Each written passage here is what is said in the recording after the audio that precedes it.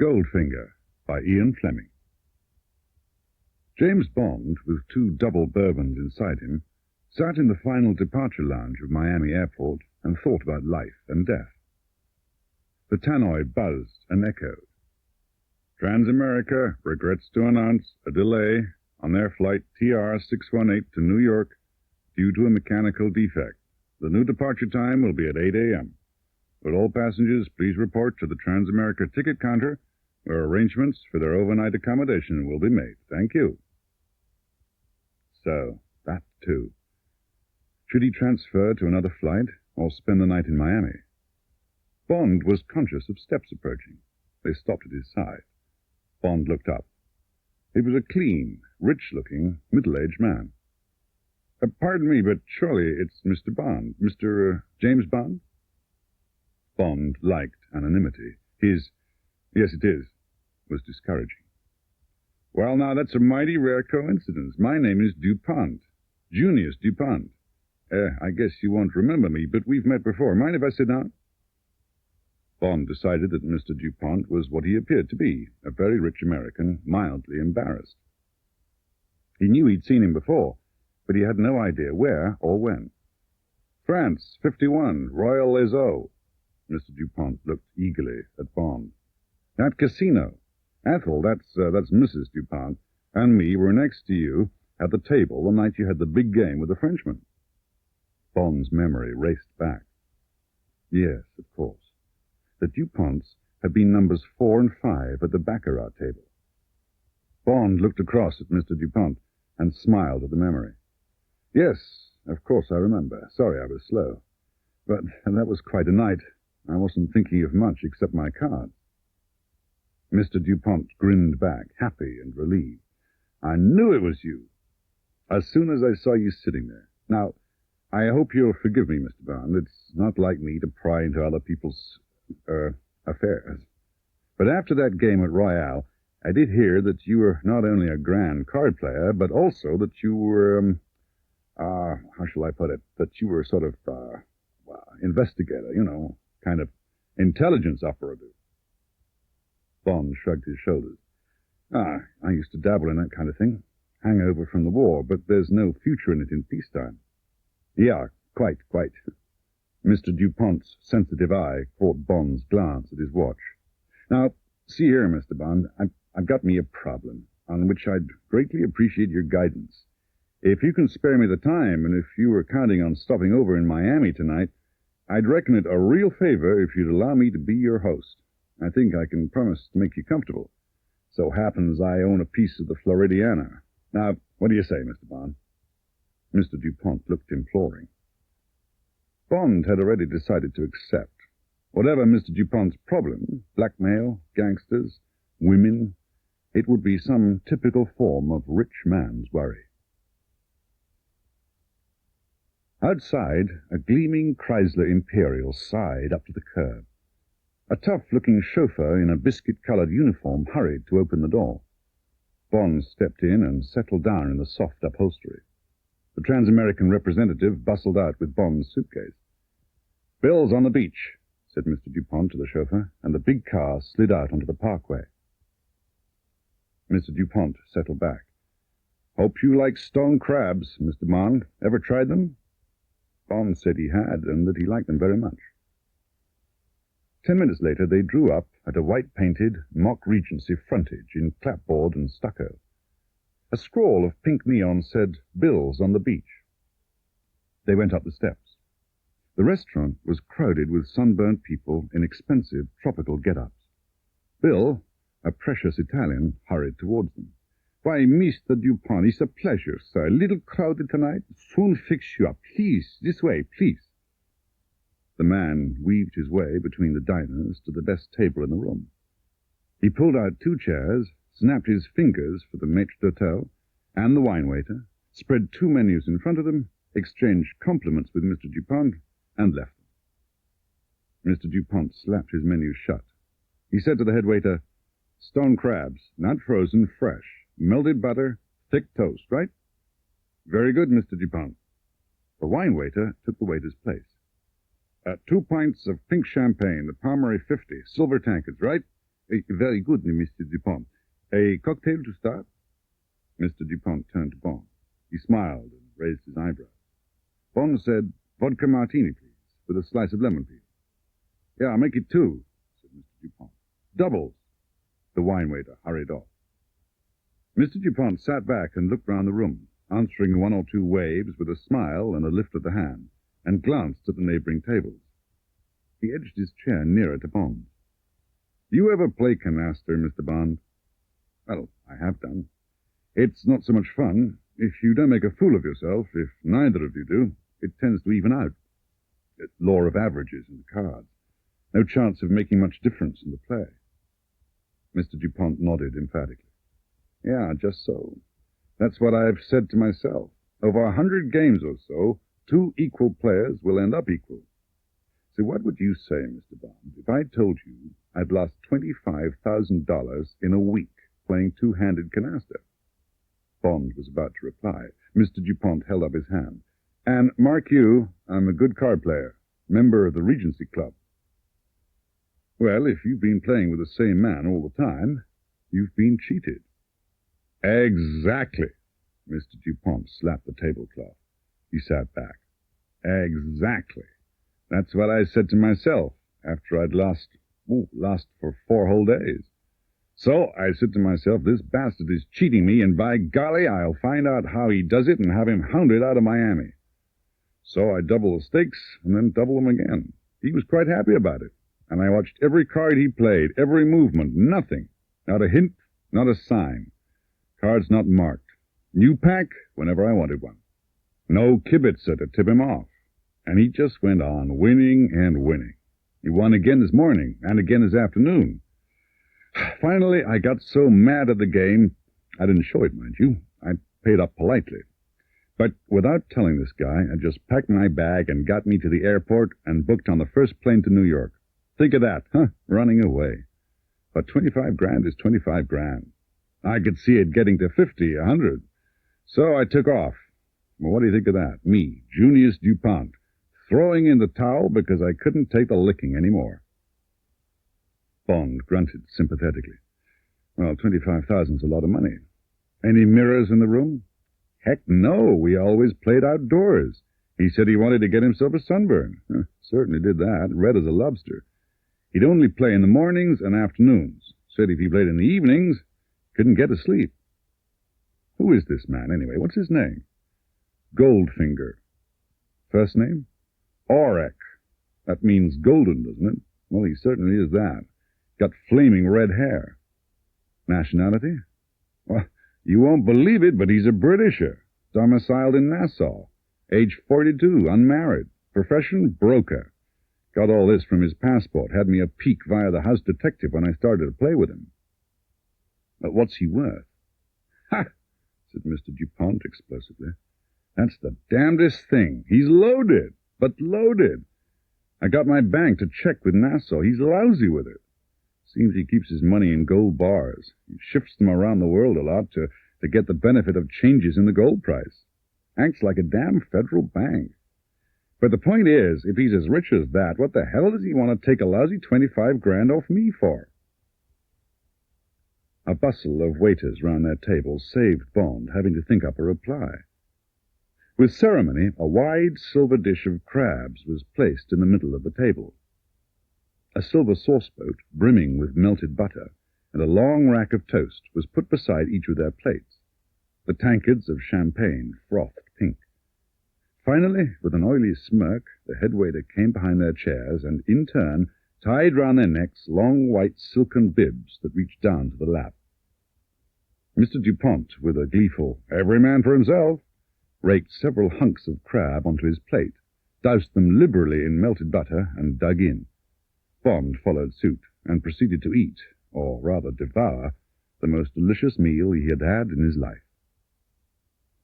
Mr. Dupont called for coffee. Bond refused the offer of cigars or liqueurs. He lit a cigarette and waited with interest for the catch to be presented. Mr. Dupont cleared his throat. And now, Mr. Bond, I have a proposition to put to you. Yes? It surely was providential to meet you like that at the airport. Mr. Bond, I will pay you $10,000 to stay here as my guest until you have discovered how this man Goldfinger beats me at cards. Bond looked Mr. Dupont in the eye. He said, "That's a handsome offer, Mr. Dupont. If you will play your usual sessions tomorrow morning and afternoon, I should have plenty of time to find out the answer. But I must leave tomorrow night whether I can help you or not. Done?" "Done," said Mr. Dupont. Bond's first view of Mr. Goldfinger was startling. At the far corner of the roof, just below the cliff of the hotel, a man was lying back with his legs up on a steamer chair. He was wearing nothing but a yellow satin bikini slip and dark glasses. When they were a few yards from the reclining figure, Mr. Dupont called out cheerfully, in what seemed to Bond an overloud voice, "Hi there!" Mr. Goldfinger did not stir. Mr. Dupont said in his normal voice, "He's very deaf." They were now at Mr. Goldfinger's feet. Mr. Dupont repeated his hail. Mr. Goldfinger sat up sharply. He removed his dark glasses.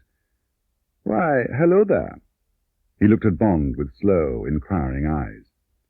"I'd like you to meet Mr. Bond, Mr. James Bond, friend of mine from New York, countryman of yours. Come down to try and talk me into a bit of business." Mr. Goldfinger held out a hand. "Pleased to meet you, Mr. Bond." Bond took the hand.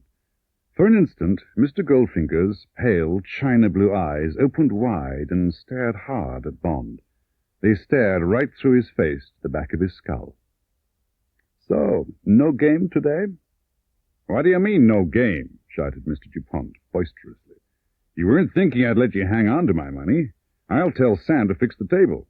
James here says he doesn't know much about cards, and he'd like to learn the game. That right, James?" He turned to Bond. "Sure you'll be all right with your paper in the sunshine?" "I'd be glad of the rest," said Bond. "Been traveling too much." Again the eyes bored into Bond and then drooped. "I'll get some clothes on. I had intended to have a golf lesson this afternoon, but cards have priority among my hobbies. You play golf, Mr. Bond?" "Occasionally, when I'm in England, and the name is Bond." "Ah. And where did you play?" "Huntercombe." "Ah, a pleasant little course. I have recently joined the Royal St. Mark's. Sandwich is close to one of my business interests. You know it?" "I have played there." What is your handicap?" 9. "Oh, that is a coincidence. So is mine. We must have a game one day. I will be with you in 5 minutes. He walked slowly off towards the stairs. Bond was impressed. Mr. Goldfinger was one of the most relaxed men he had ever met. He wasted no effort, yet there was something coiled, compressed in the immobility of the man.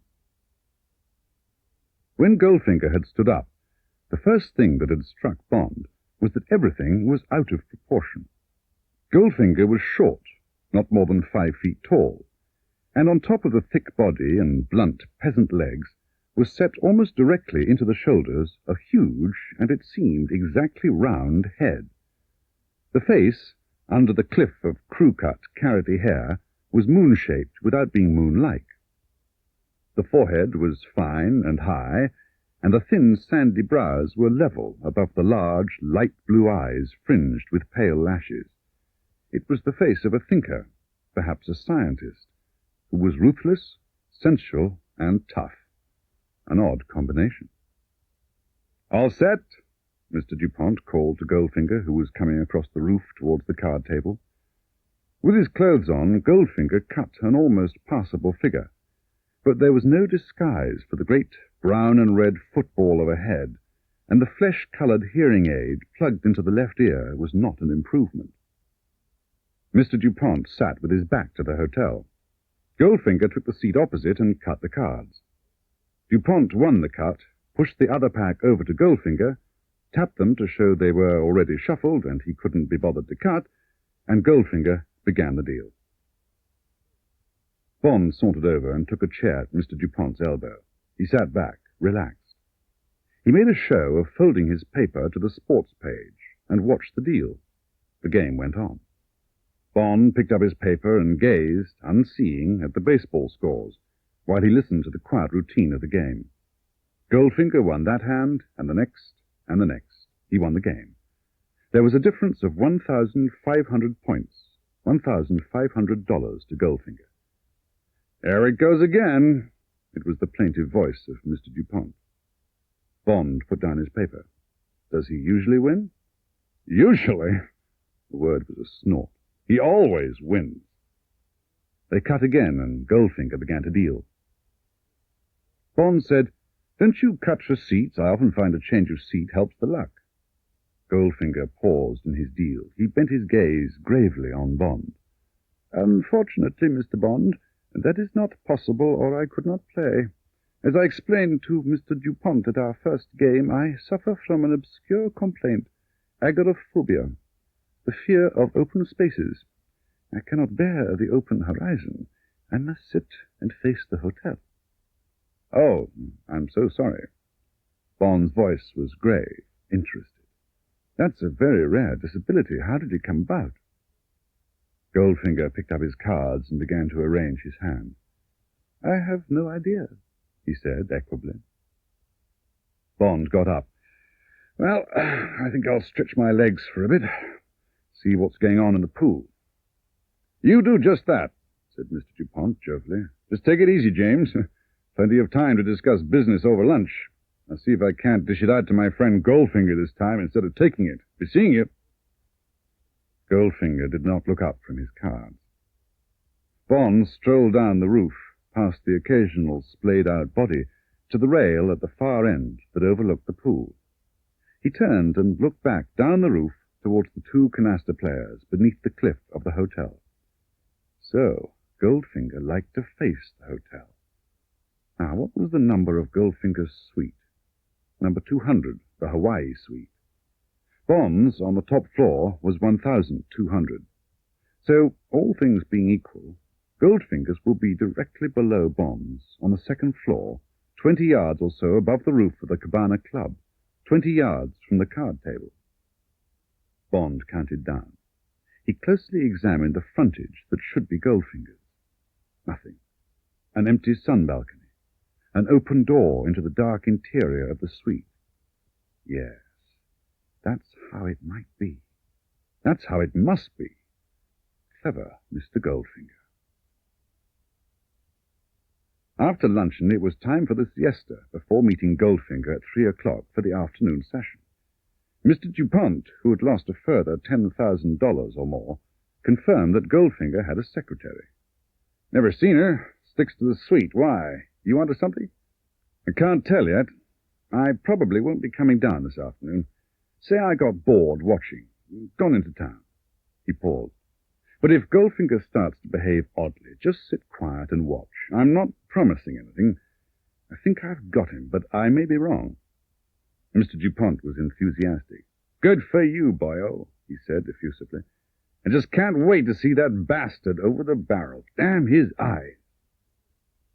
Bond took the elevator up to his suite. He went to his suitcase and extracted an M3 Leica, an MC exposure meter, a K2 filter, and a flash holder. He put a bulb in the holder and checked the camera. He visualized the scene that would almost certainly greet him when he came through the door of the suite downstairs. He tried his passkey in the various locks and practiced opening the doors noiselessly. At 3:15, Bond got up and went out onto the balcony and cautiously looked down at the two tiny figures across the square of green baize. He went back into the room and slung the strap of the Leica round his neck so that the camera hung at his chest. Then, with a last look round, he went out and along to the elevator. Room 200 was where he had expected it to be. There was no one in sight. He took out his passkey and silently opened the door and closed it behind him. In the small lobby, a raincoat, a light camel hair coat, and a pale grey Homburg hung on hooks. Bond took his Leica firmly in his right hand, held it up close to his face, and gently tried the door to the sitting room. It was not locked. Bond eased it open. Even before he could see what he expected to see, he could hear the voice. It was a low, attractive girl's voice, an English voice. It was saying, "Drew 5 and 4. Completed canasta in 5s with 2 2s. Discarded 4. Has singletons in kings, knaves, 9s, 7s. Bond slid into the room. The girl was sitting on 2 cushions on top of a table which had been pulled up a yard inside the open balcony door. A few inches from her eyes were the eyepieces of a powerful-looking pair of binoculars, supported on a tripod whose feet reached down between her sunburnt legs to the floor. Jutting out from below the binoculars was a microphone from which wires led to a box about the size of a portable record player under the table.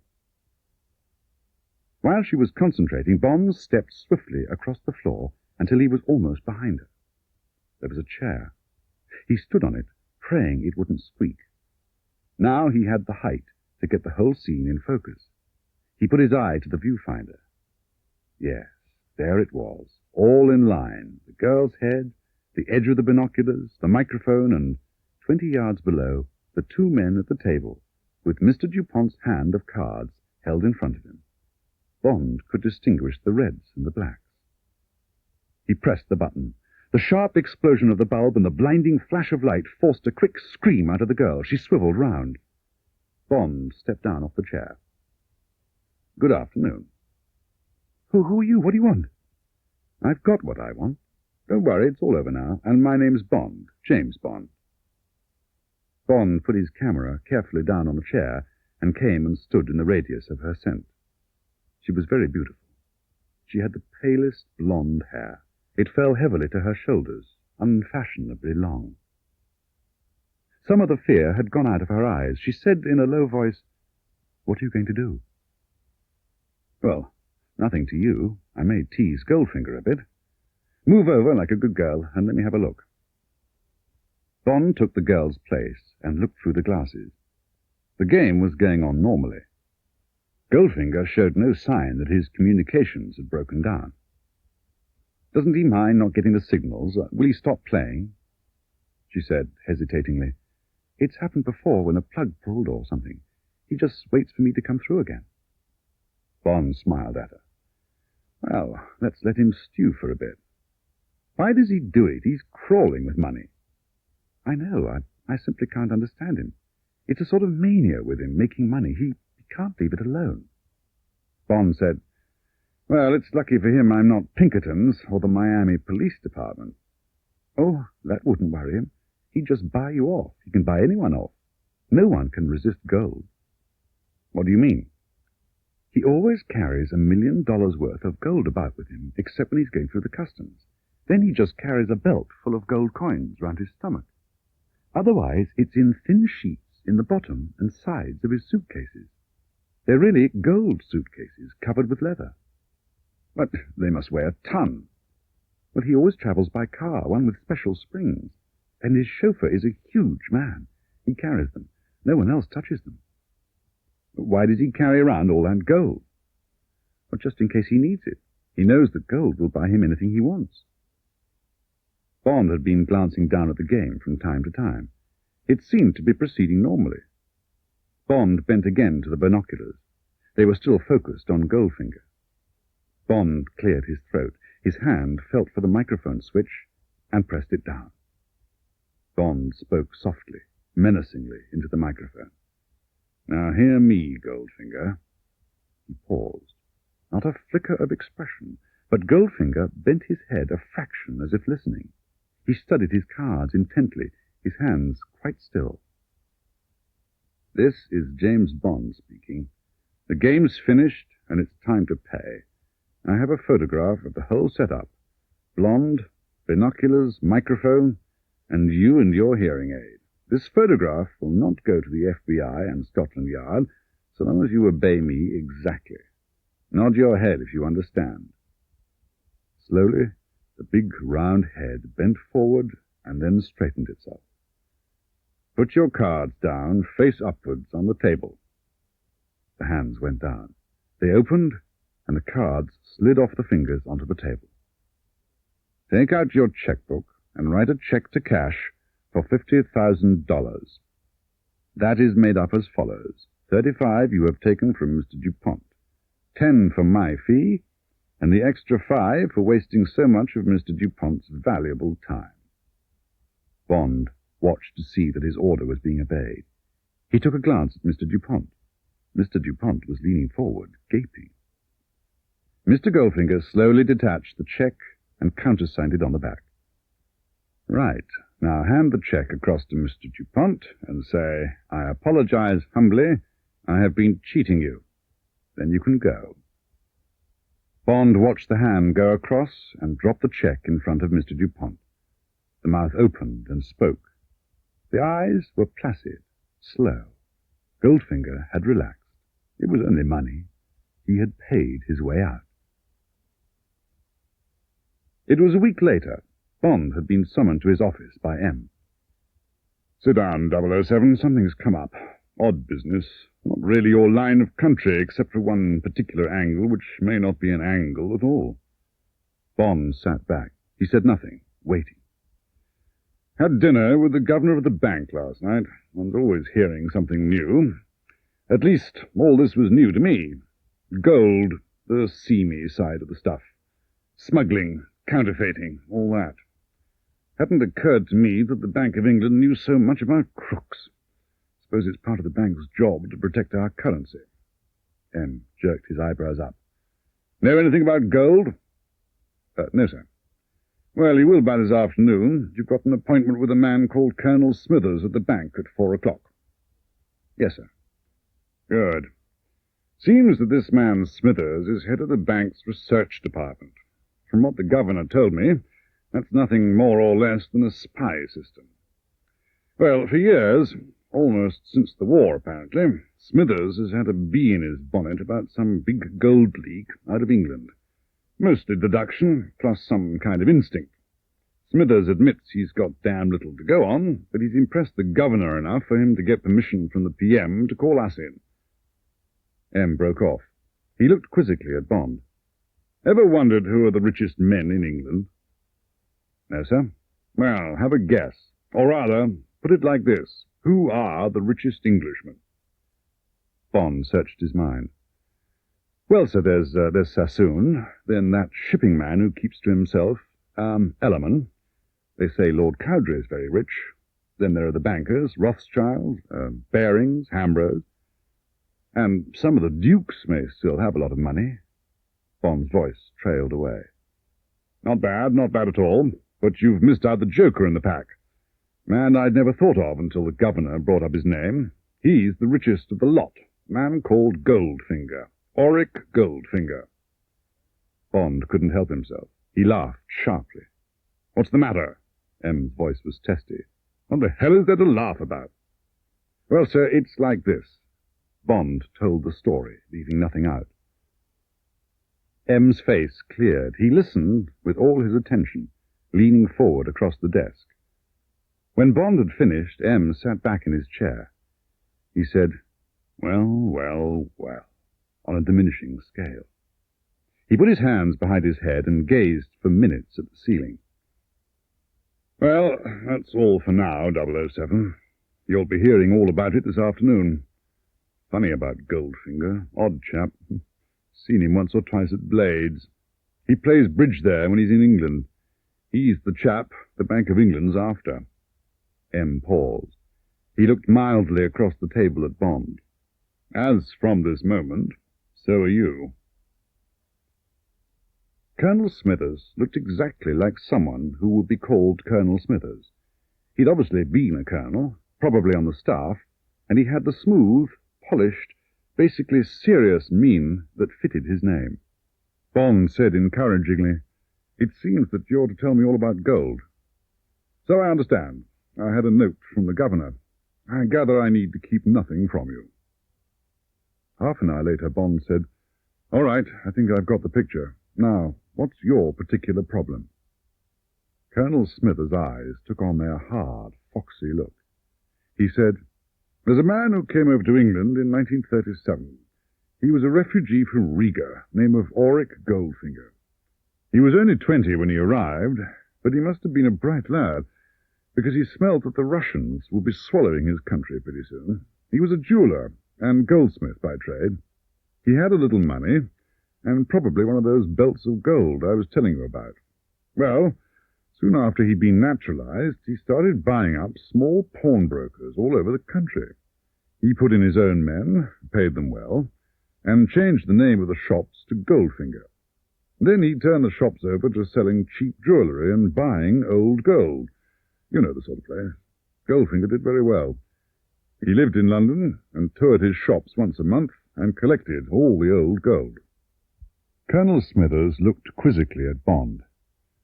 You may think that these lockets and gold crosses and things are pretty small beer. So they are, but they mount up if you've got 20 little shops, each one buying perhaps half a dozen bits and pieces every week. After the war, Goldfinger got moving. He bought himself a house, pretentious sort of place, at Reculver, at the mouth of the Thames. He also invested in a well-found Brixham trawler and an old Silver Ghost Rolls-Royce. Armoured car, built for some South American president who was killed before he could take delivery. He set up a little factory called Thanet Alloy Research in the grounds of his house and staffed it with a German metallurgist, a prisoner of war who didn't want to go back to Germany, and half a dozen Korean stevedores he picked up in Liverpool. Then, for 10 years, all we know is that he made one trip a year to India in his trawler and a few trips in his car every year to Switzerland. Set up a subsidiary of his alloy company near Geneva. All right, perhaps Mr. Goldfinger is not a very honest man, but he behaves himself and keeps in well with the police. We didn't even hear of him until he suffered a slight misfortune. In the summer of 1954, his trawler went ashore on the Goodwins, and he sold the wreck for a song to the Dover Salvage Company. When this company started breaking the ship up and got as far as the hold, they found the timbers impregnated with a sort of brown powder which they couldn't put a name to. They sent a specimen to a local chemist. They were surprised when he said the stuff was gold. In due course, a report filtered up through the police and the CID to me, together with a copy of the cargo clearance papers for each of Goldfinger's trips to India. The whole picture was clear as crystal. Goldfinger had been refining down his old gold, precipitating it into this brown powder, and shipping it to India as fertilizer. But could we pin it on him? We could not. Had a quiet look at his bank balance and tax returns. £20,000 at Barclays in Ramsgate. Income tax and super tax paid promptly each year. Figures showed the natural progress of a well-run jewellery business. Colonel Smithers paused. He placed both hands palm downwards on the desk and leant forward. It took me 5 years, Mr. Bond, to find out that Mr. Goldfinger, in ready money, is the richest man in England. In Zurich, in Nassau, in Panama, in New York, he has £20 million worth of gold bars on safe deposit. And those bars, Mr. Bond, don't carry any official marks of origin whatsoever. They're bars that Mr. Goldfinger has melted himself. I flew to Nassau and had a look at the £5 million worth or so he holds there in the vaults of the Royal Bank of Canada. Oddly enough, like all artists, he couldn't refrain from signing his handiwork. It needs a microscope to see it, but somewhere on each Goldfinger bar a minute letter Z has been scratched in the metal. And that gold, or most of it, belongs to England. The bank can do nothing about it. So we are asking you to bring Mr. Goldfinger to book, Mr. Bond, and get that gold back. You know about the currency crisis and the high bank rate? Well, of course. Well, England needs that gold badly, and the quicker, the better. Bond had been told to report back to M at 6. He did so. M straightened himself in his chair and reached for his pipe. Well? Bond told the gist of the story in less than 5 minutes. When he had finished, M said thoughtfully, suppose we've got to take it on. Got any ideas how to tackle this chap Goldfinger? Any way of getting closer to him? Bond said thoughtfully, I should say he's the sort of man who only respects people who are tougher or smarter than he is. Well, I've given him one beating, and the only message I got from him was that he'd like me to play golf with him. Perhaps I'd better do just that. Fine way for one of my top men to spend his time. All right, go ahead.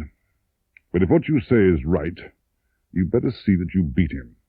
And don't think I'm not interested in this case. Now, I'll give you one piece of information the bank didn't give you. It just happens that I also know what Mr. Goldfinger's gold bars look like. As a matter of fact, I was handling one today, scratched Z and all. It had come in with that haul we made last week, when the Redland Resident Director's office caught fire in Tangier. You'll have seen the signals. Well, that's the 20th of these particular gold bars that have come our way since the war. Bond interrupted. But that Tangier bar was out of the Smersh safe. Exactly. I've checked. All the other 19 bars with a scratched Z have been taken from Smersh operatives. M paused. He said mildly, "You know, 007, I wouldn't be at all surprised if Goldfinger doesn't turn out to be the foreign banker, the treasurer, so to speak, of Smersh." James Bond flung the DB3 through the last mile of straight and did a racing change down into third and then into second for the short hill before the inevitable traffic crawl through Rochester. He had chosen the A2 because he wanted to take a quick look at Reculver and those melancholy, forsaken reaches of the Thames which Goldfinger had chosen for his parish. He would then cross the Isle of Thanet to Ramsgate, have an early lunch, and be off to Sandwich. The car was from the pool.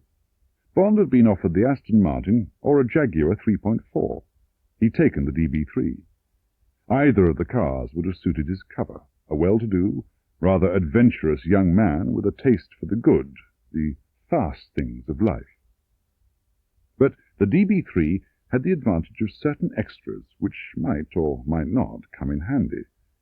These included switches to alter the type and colour of Bond's front and rear lights if he was following or being followed at night, reinforced steel bumpers fore and aft in case he needed to ram, and a radio pickup tuned to receive an apparatus called the Homer. It was about 11:30 when Bond came to the signpost for Reculver. He motored slowly on, keeping his eyes open. There was a thick clump of trees between the road and the shore, a glimpse of roofs, and of a medium-sized factory chimney with a thin plume of light smoke or steam. That would be it. Soon there was the gate of a long drive. A discreetly authoritative sign said, "Thanet Alloys," and underneath, "No admittance except on business." All very respectable. Bond drove slowly on. There was nothing more to be seen. He took the next right-hand turn across the Manston Plateau to Ramsgate. He checked into his hotel. It was 12 o'clock. Bond unpacked his few belongings and went down to the snack bar, where he had 1 vodka and tonic and 2 rounds of excellent ham sandwiches with plenty of mustard. Then he got back into his car and drove slowly over to the Royal St. Mark's at Sandwich.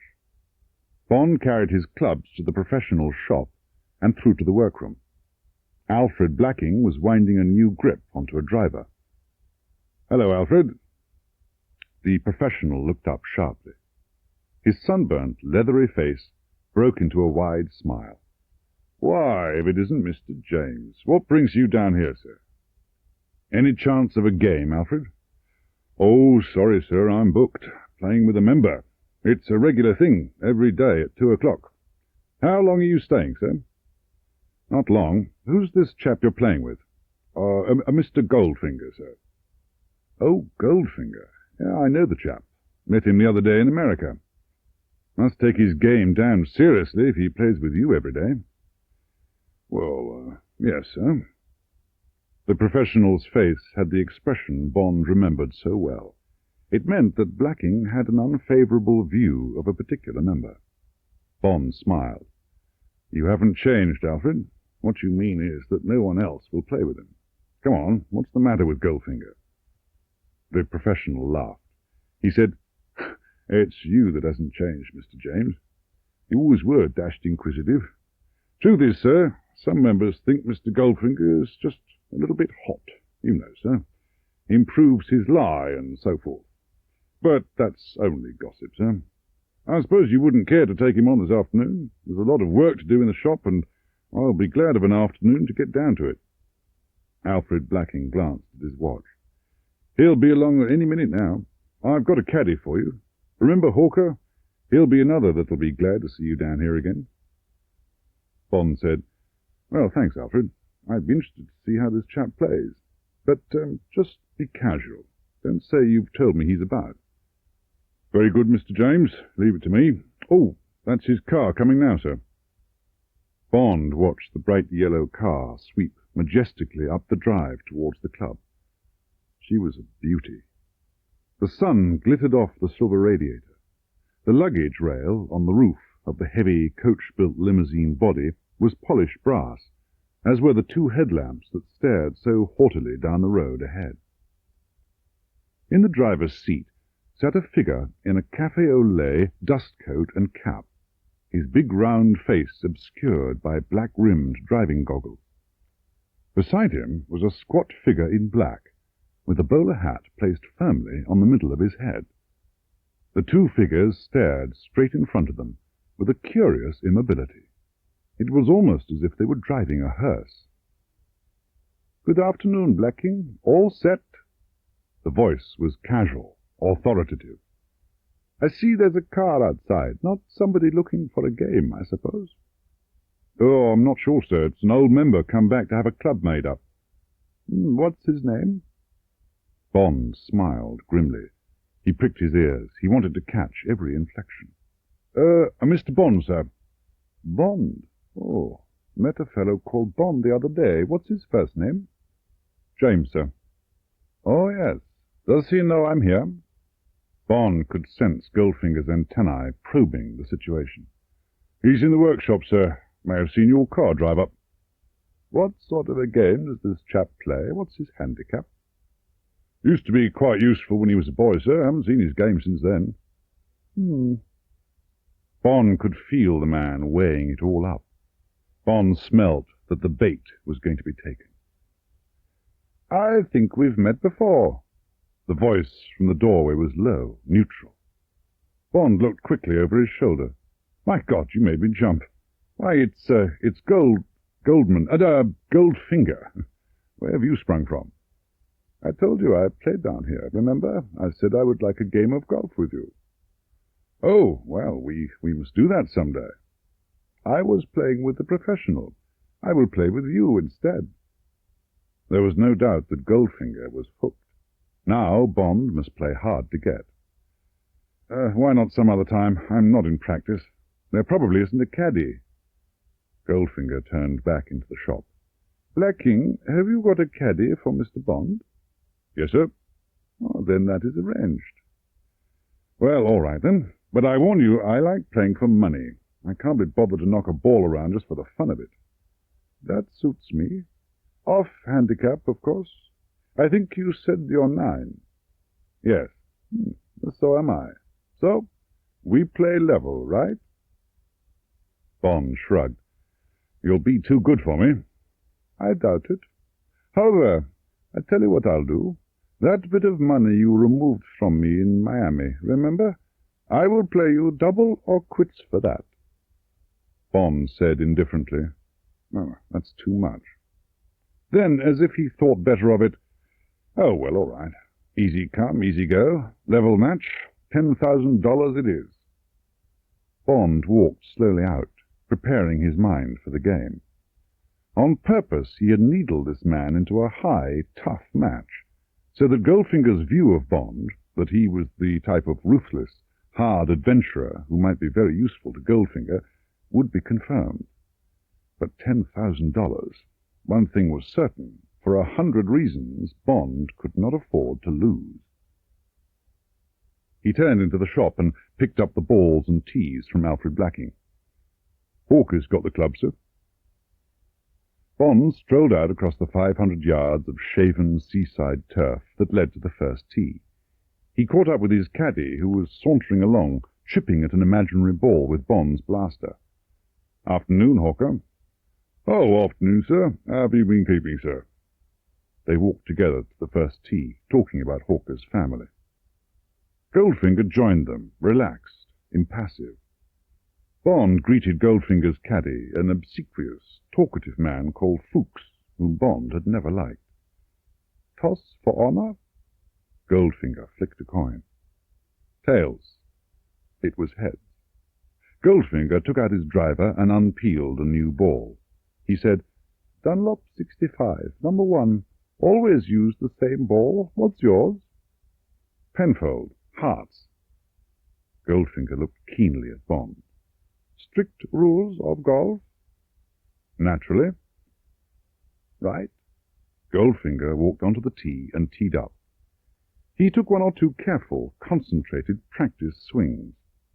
It was a type of swing Bond knew well, the grooved, mechanical, repeating swing of someone who had studied the game with great care and spent £5,000 on the finest pro teachers. The ball went straight and true about 200 yards down the fairway. Bond took his place, and with a flat racket player's swing, in which there was just too much wrist for safety, landed past Goldfinger's ball and rolled on 50 yards. But it had had a shade of draw and ended on the edge of the left-hand rough. They were 2 good drives.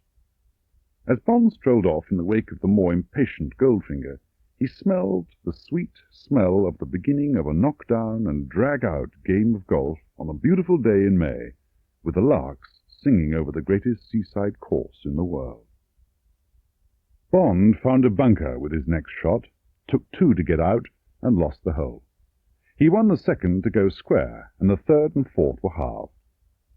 The fifth was a long carry to the fairway, followed by Bond's favourite second shot on the course, over bunkers and through a valley between high sand dunes to a distant, taunting flag. It's a testing hole for which the first essential is a well-placed drive. Bond took the club back slowly and started down for the last terrific acceleration before the club head met the ball.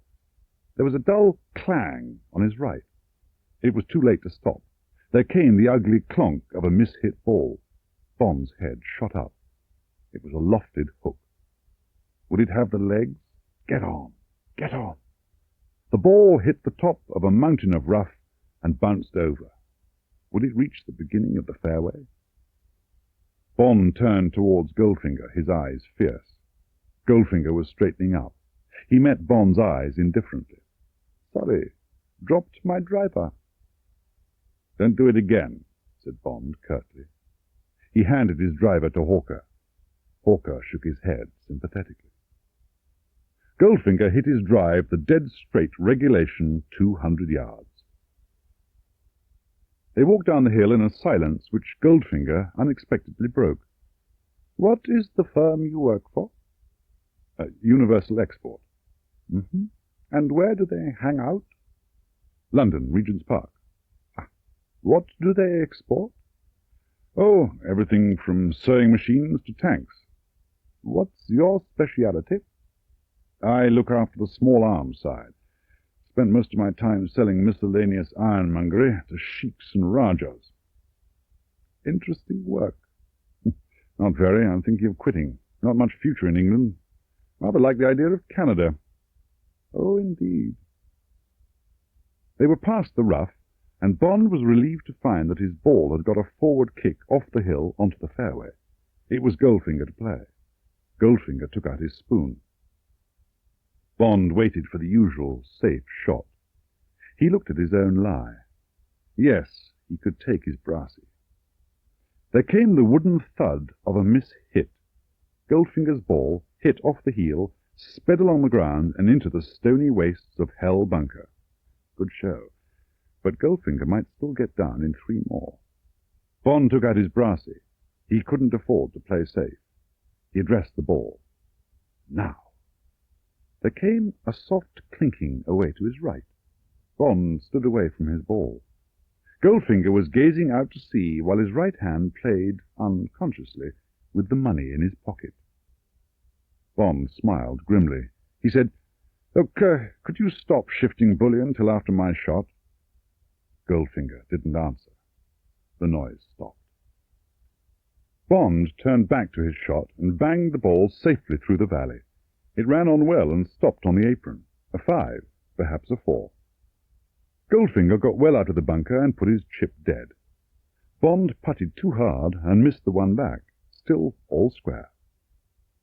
The 6th, appropriately called the Virgin, is a famous short hole, a narrow green almost ringed with bunkers. Bond played a soaring shot, laid off to the right for the wind to bring it in. It ended 20 feet beyond the pin, with a difficult putt over and down a shoulder. Should be a 3. Goldfinger played it straight. The breeze took it, and it rolled into the deep bunker on the left. Good news. That will be the hell of a difficult 3. They walked in silence to the green. Bond glanced into the bunker. Goldfinger's ball was in a deep heel mark. Bond walked over to his ball and listened to the larks. This was going to put him one up. Goldfinger got down into the bunker with his blaster. He jumped up to get a view of the hole and then settled himself for the shot. As his club went up, Bond's heart lifted. He was going to try and flick it out, a hopeless technique from that buried lie. Down came the club, smoothly, without hurry. With hardly a handful of sand, the ball curved up out of the deep bunker, bounced once, and lay dead. Bond swallowed. Blast his eyes! How the hell had Goldfinger managed that? Now Bond must try for his 2. He went for it, missed the hole by an inch, and rolled a good yard past. Hell and damnation! The coaxed ball, lacking decision, slid past the lip. 1 down. Now Bond was angry with himself. He had taken 3 putts from 20 feet. He really must pull himself together and get going. After the 7th, he was 2 down. They halved the short 8th in 3. At the 9th, Bond again tried to do too much off a poor lie. Goldfinger got his 4 to Bond's 5. 3 down at the turn. Not too good. Bond asked Hawker for a new ball.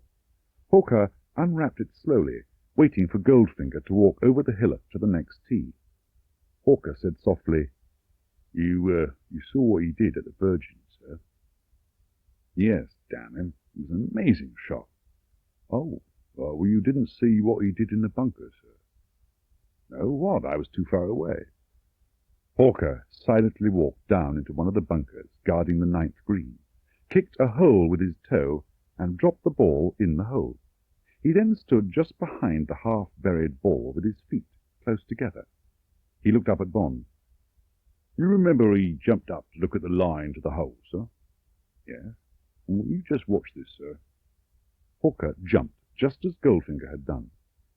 The heavy impact of the 2 feet just behind the ball had levelled the hole in which it had lain, and had squeezed the ball out so that it was now perfectly teed for an easy shot. Bond said, Thanks, Hawker. Give me the bat and the ball. Somebody's going to be second in this match, and I'm damned if it's going to be me. By the time they stood on the 17th tee, with 2 holes to go, the match was again all square. At this point, Goldfinger drove into a jungle of rough grass.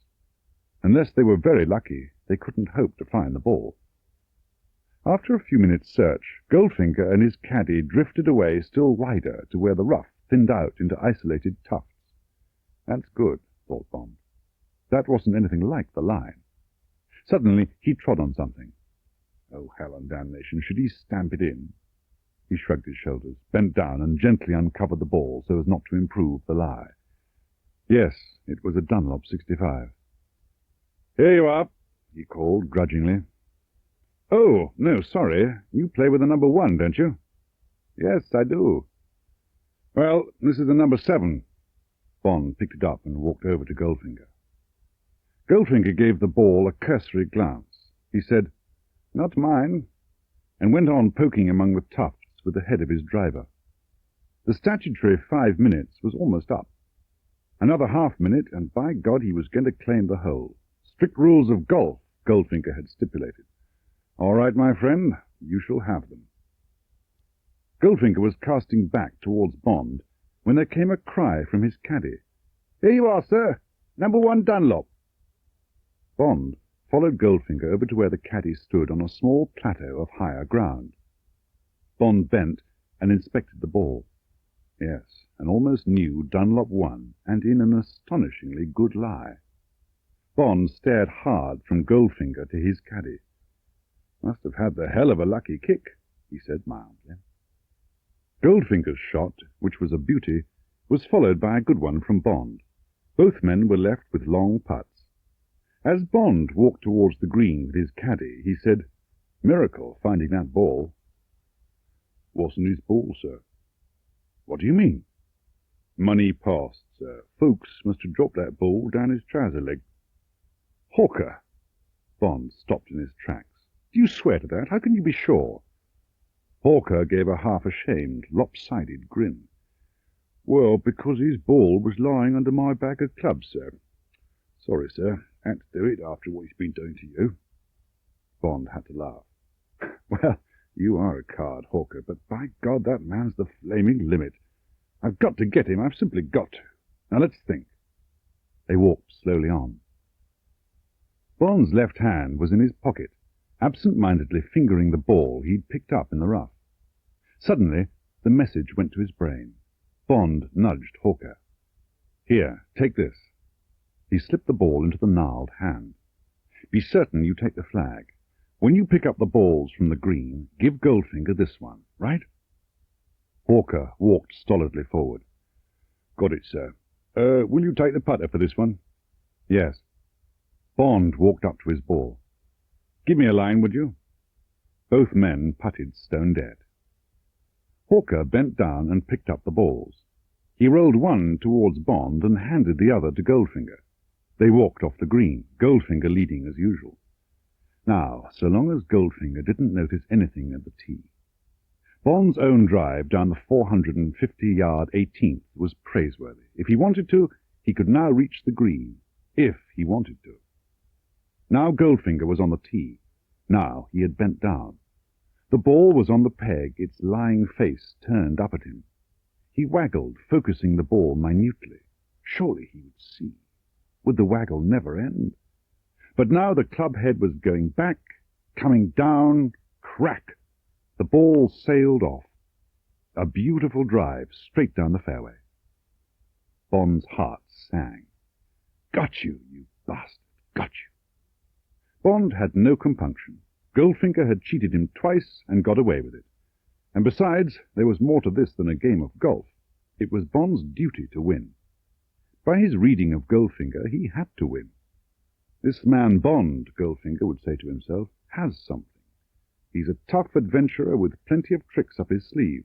This is the sort of man I need for what? Bond didn't know. Perhaps there would be nothing for him. Perhaps his reading of Goldfinger was wrong, but there was certainly no other way of creeping up on the man. Goldfinger hit a good second and putted brilliantly to within 3 inches of the hole. Bond deliberately topped his second and then wedged the ball onto the green 20 feet past the pin. Now Goldfinger would be sure that unless Bond sank his difficult 20-footer, the match was his. Bond went through a long rigmarole of sizing up his putt. "Flag out, please. I'm going to sink this one." Bond bent to the putt and missed the hole well on the right. "Missed it, by God!" Bond put bitterness and rage into his voice. He walked over to the hole and picked up the 2 balls, keeping them in full view. Goldfinger came up. His face was glistening with triumph. "Well, thanks for the game. Seems I was just too good for you after all." "You're too good for a 9 handicap," said Bond, with just sufficient sourness. He glanced down at the balls in his hand and gave a start of surprise. "Hello!" He looked sharply at Goldfinger. "You play a number 1 Dunlop, don't you?" "Yes, of course. What is it? What's the matter?" "Well, I'm afraid you've been playing with the wrong ball. Here's my Penfold Hearts, and this is a number 7 Dunlop." He handed both balls to Goldfinger. Slowly the colour flooded over Goldfinger's face. He stood, his mouth working, looking from the balls to Bond and back to the balls. Bond said softly, "Too bad we were playing to the rules. Afraid that means you lose the hole, and, of course, the match." Rage suddenly burst Goldfinger's usually relaxed face like a bomb. "It was a Dunlop 7 you found in the rough. It was your caddy that gave me this ball on the 17th green. He gave me the wrong ball on purpose. The damned Here, steady on, said Bond mildly. You'll get a slander action on your hands if you aren't careful. Hawker, did you give Mr. Goldfinger the wrong ball by mistake or anything? No, sir. Hawker's face was stolid. Bond's voice became brisk, businesslike. It's really the job of the player to make certain he's using the right ball, isn't it? I can't see that anyone else can be blamed if you tee the wrong ball up and play 3 shots with it. Anyway, he started walking off the green. Many thanks for the match. We must have it again one day. There are some rich men who use their riches like a club. Bond, luxuriating in his bath, thought that Goldfinger was one of them. He was the kind of man who thought he could flatten the world with his money, bludgeoning aside annoyances and opposition with his heavy wad. Thoughtfully, Bond got out of the bath and dried himself. That powerful dynamo inside the big round head would be humming at this very moment, wondering about Bond, knowing he had been out-cheated, asking itself how it came about that twice Bond had appeared out of the blue and twice queered his pitch. Had Bond played his cards right? Had he made himself appear an interesting challenge? Or would Goldfinger's sensitive nose smell a threat? There was a knock on the door of his bedroom. Bond opened the door. It was the hall porter. Yes? Oh, telephone message from Mr. Goldfinger, sir. His compliments, and would you care to come to his house for dinner tonight? It's the Grange over at Reculver, sir. 6:30 for drinks beforehand, and not to bother to dress. Please thank Mr. Goldfinger, and say I shall be delighted. When they'd parted at the golf club, Goldfinger had been cordial in a rather forced, oily fashion. He had inquired where he should send Bond's winnings, and Bond had given him the address of Universal Export. He had asked where Bond was staying, and Bond had told him, and added that he would only be in Ramsgate a few days while he made up his mind about his future. Goldfinger hoped that they would one day have a return match, but, alas, he was leaving for France tomorrow. Flying? Yes, taking the air ferry from Lyd. Well, thanks for the match, and thank you, Mr. Bond. The eyes had given Bond one last X-ray treatment, as if fixing him for a last time in Goldfinger's filing system, and then the big yellow car had sighed away. Bond had had a good look at the chauffeur. He was a chunky, flat-faced Korean, with a wild, almost mad glare in dramatically slanting eyes, that belonged in a Japanese film rather than in a Rolls-Royce on a sunny afternoon in Kent. In his tight, almost bursting black suit and farcical bowler hat, he looked rather like a Japanese wrestler on his day off, but he was not a figure to make one smile. It was the chauffeur, still with his bowler hat on, who opened the door of the Grange to Bond at 6:30. He stood motionless, his left hand on the inside doorknob and his outstretched right pointing like a signpost into the dark hall of the house. The gloomy hall was also the main living room. A meagre fire flickered behind the fire irons in the wide hearth, and 2 club chairs and a knoll sofa stood impassively watching the flames. Between them, on a low settee, was a well-stocked drink tray. The wide spaces surrounding this spark of life were crowded with massive Rothschildian pieces of furniture of the Second Empire, and ormolu, tortoiseshell, brass, and mother-of-pearl winked back richly at the small fire. Bond was standing taking all this in when the Korean came silently up. He flung out his signpost of an arm towards the drink tray and disappeared, through a door into what Bond assumed were the servants' quarters. The silence, helped by the slow iron tick of a massively decorated grandfather clock, gathered and crept nearer. Somewhere in the distance a telephone rang. The bell shrilled twice and stopped. There was the murmur of a voice. Then a door under the stairway opened. Goldfinger came through wearing a plum-coloured velvet dinner jacket. "It was kind of you to come at such short notice, Mr. Bond." Bond said, "I was delighted to get the invitation. Ramsgate hasn't much to offer." "No. And now I have an apology to make. I have had a telephone call. One of my staff, I employ Koreans, by the way, has had some minor trouble with the Margate police, then I must go over and straighten it out. My chauffeur will drive me, and we should not be more than half an hour. Please, help yourself to drinks, and there are magazines to read. Will you forgive me? Not more than half an hour, I assure you. That's quite all right. Well, then, au revoir. Goldfinger went to the front door. Oh, but I must give you some light. It's really very dark in here. Goldfinger brushed his hand down a wall plate of switches, and suddenly lights blazed all over the hall. Now the room was as bright as a film studio. Bond, half dazzled, watched Goldfinger open the front door and stride out. In a minute he heard the sound of a car, but not the rolls, rev up noisily, change gear, and go off fast down the drive. Bond looked thoughtfully round the brilliantly lit hall. He'd been left alone in Goldfinger's house, alone with its secrets. Why? It could be an invitation for Bond to show his hand, commit some indiscretion.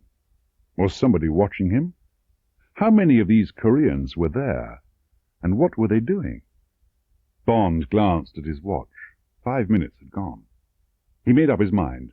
Trap or no trap, this was too good a chance to miss. He would have a quick look round. His search revealed nothing suspicious till he came into Goldfinger's bedroom. Suddenly he became aware of the faintest mosquito-shrill whine, coming apparently from a fitted cupboard. Bond softly opened the door. From 3 slots near the top of the cupboard, 16mm film was inching down in 3 separate strips into a deep bin behind the false front of the drawers. The bin was almost half full of the slimy snakes of the stuff. So that was it.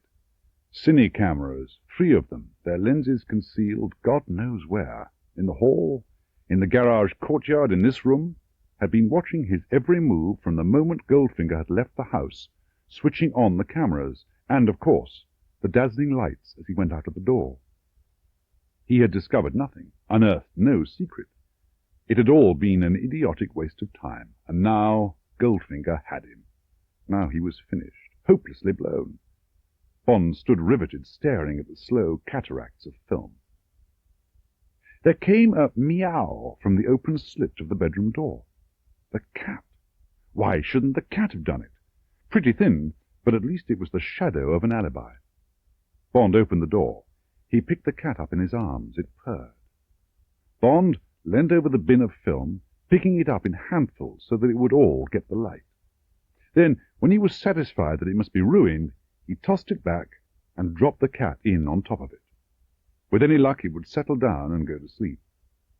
Bond left the cupboard door 3 inches ajar to spoil the continuing film, and the bedroom door the same amount, and ran down the passage. At the top of the stairs he slowed and sauntered down. The empty hall yawned at his play-acting. Shortly after this, Bond heard the car return, and Goldfinger moving about upstairs. Then a distant lavatory train was pulled, and a door clicked shut. Goldfinger was coming down the stairs. Bond turned the pages of Country Life and flicked ash off his cigarette into the grate. Now Goldfinger was crossing the floor towards him. Bond lowered his paper and looked up. Goldfinger was carrying the ginger cat tucked carelessly under one arm. He reached the fireplace, bent forward, and pressed the bell. He turned towards Bond. "Do you like cats?" "Sufficiently." The service door opened. The chauffeur stood in the frame. He still wore his bowler hat and his shiny black gloves. Goldfinger turned to Bond. "This is my handyman." He smiled thinly. That is something of a joke. Odd job. Show Mr. Bond your hands." The Korean slowly pulled off his gloves and came and stood at arm's length from Bond, and held out his hands palm upwards. They were big and fat with muscle. The fingers all seemed to be the same length. They were very blunt at the tips, and the tips glinted as if they were made of yellow bone. "Turn them over and show Mr. Bond the sides." There were no fingernails. Instead there was this same yellowish carapace. The man turned the hands sideways. Down each edge of the hands was a hard ridge of the same bony substance. Bond raised his eyebrows at Goldfinger. Goldfinger said, "We will have a demonstration." He pointed at the thick oak banisters that ran up the stairs. The rail was a massive 6 inches by 4 thick. The Korean obediently walked over to the stairs and climbed a few steps. He stood with his hands at his sides, gazing across at Goldfinger like a good retriever. Goldfinger gave a quick nod.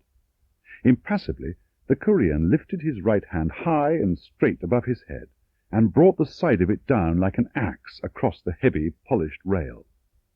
There was a splintering crash, and the rail sagged, broken through the centre. Again the hand went up and flashed down. This time it swept right through the rail, leaving a jagged gap. Splinters clattered down onto the floor of the hall.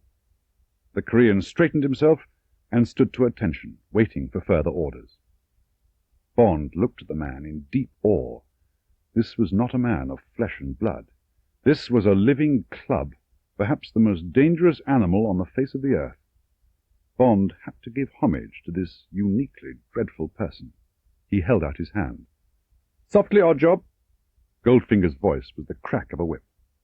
The Korean bowed his head and took Bond's hand in his. He kept his fingers straight and merely bent his thumb in a light clasp. It was like holding a piece of board. "Forgive me, Mr. Bond, and I appreciate your gesture, but Oddjob doesn't know his own strength, particularly when he is keyed up, and those hands are like machine tools. He could have crushed your hand to pulp without meaning to. Now then, you did well, Oddjob. I'm glad to see that you are in training. Here." Goldfinger took the cat from under his arm and tossed it to the Korean, who caught it eagerly.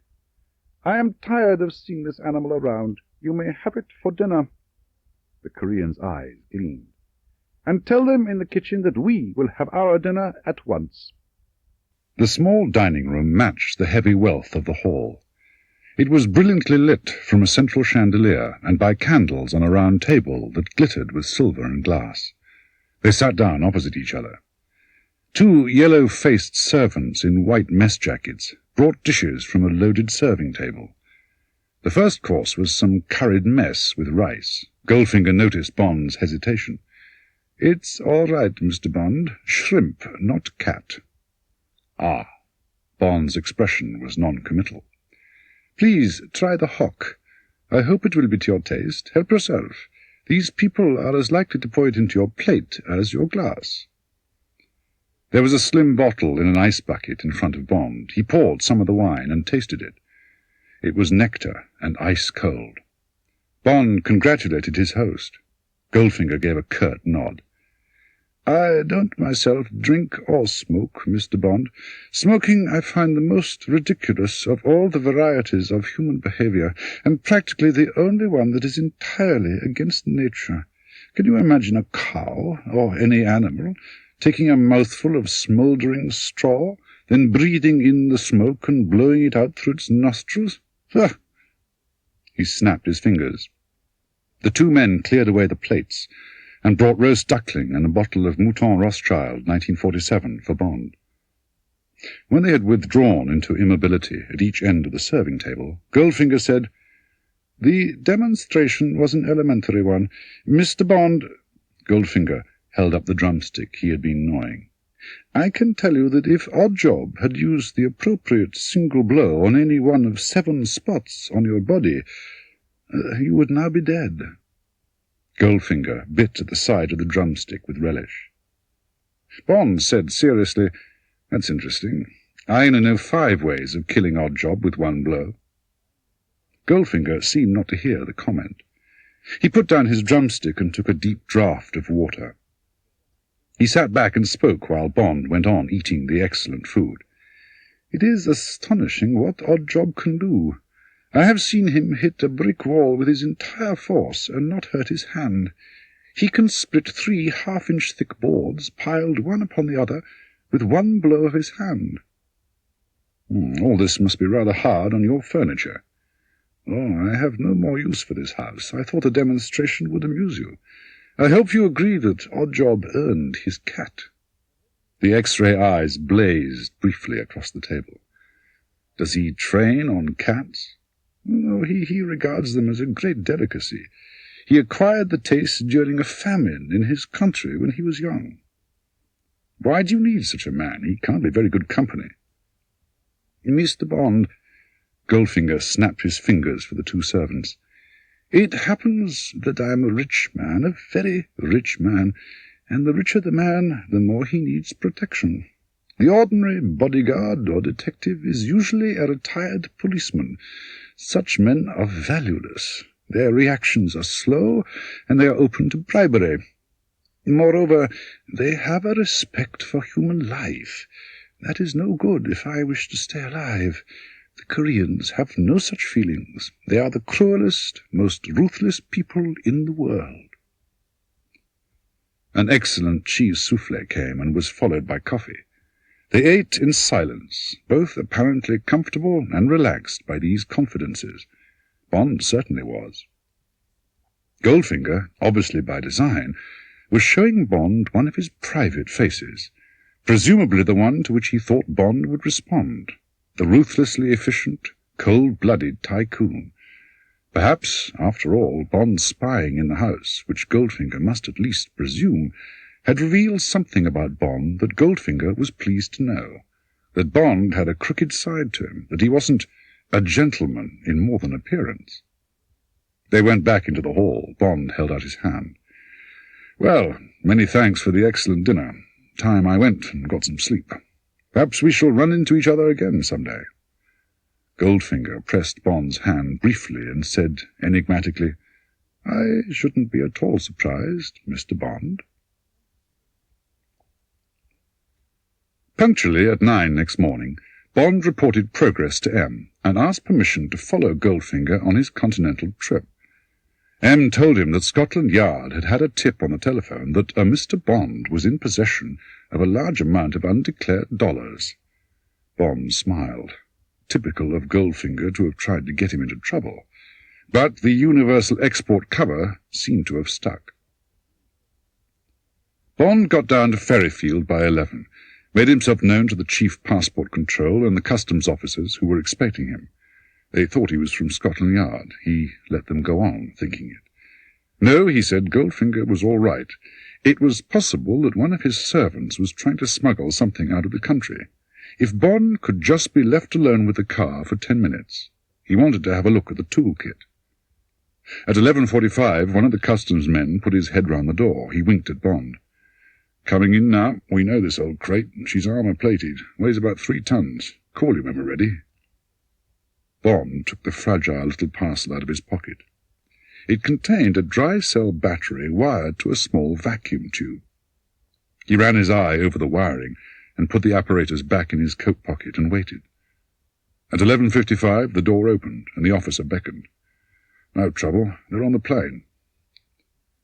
The huge, gleaming silver ghost stood in the customs bay out of sight of the plane. The only other car was a dove-grey Triumph TR3 convertible with its hood down. Bond went to the back of the rolls. The customs men had unscrewed the plate of the spare tool compartment. Bond knelt down. Under cover of rummaging at the sides of the compartment, he slipped the battery and tube into the back of it. He replaced the tool tray. He stood up and brushed his hands together. Negative, he said to the customs officer. Bond walked back into the office. A minute later, the car came out of the bay and idled superbly over to the loading ramp. The big jaws of the Bristol freighter clanged shut.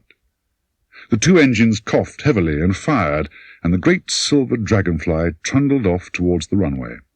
Bond walked round to his car and climbed into the driver's seat. He pressed a switch under the dash. There was a moment's silence. Then a loud, harsh howl came from the hidden loudspeaker. Bond waited until he heard the Bristol take off. As the plane rose and made for the coast, the drone diminished.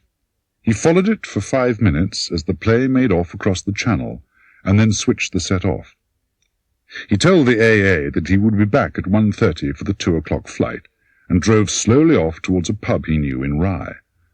From now on, so long as he kept within about 100 miles of the rolls, the Homer, the rough radio transmitter he had slipped into its tool compartment, would keep contact with Bond's receiver.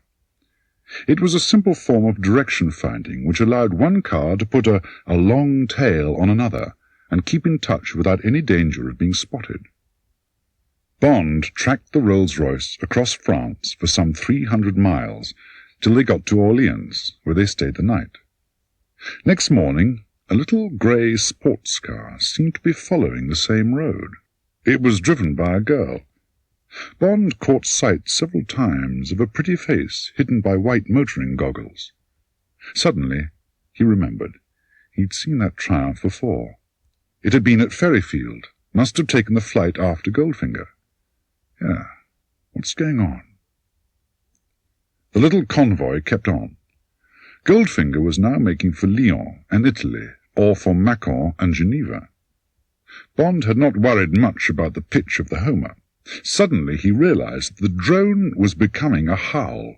He came over a rise and saw the big yellow car stopped by the wayside a mile ahead. There was a blessed cart track. Bond swerved into it and stopped under cover of standing corn. He took a small pair of binoculars out of the glove compartment, got out of the car and walked back. Yes, damn it. Goldfinger was sitting below a small bridge on the bank of a stream. He was eating, having a picnic. Now Goldfinger was on his feet. Tidy man, that's right. Pick up the scraps of paper and tuck them carefully under the bridge. Suddenly, Bond's jaws tightened. What did those actions of Goldfinger remind him of? Was the bridge a post-box? Had Goldfinger been instructed to leave something, one of his bars of gold, under this particular bridge?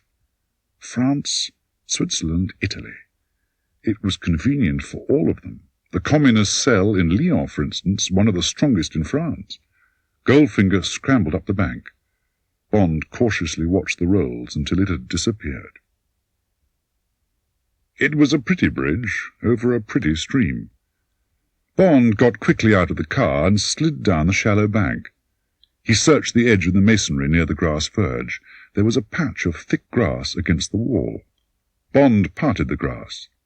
There was a sprinkling of freshly turned earth.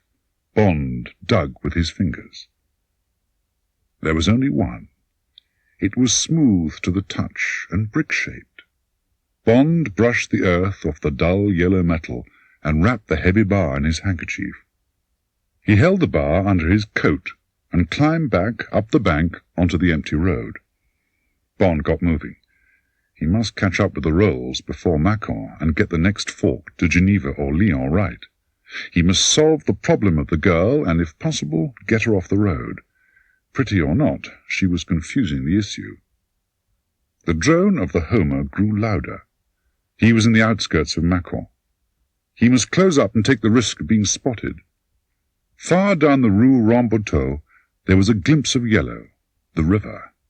Would Goldfinger turn right or keep on across the bridge?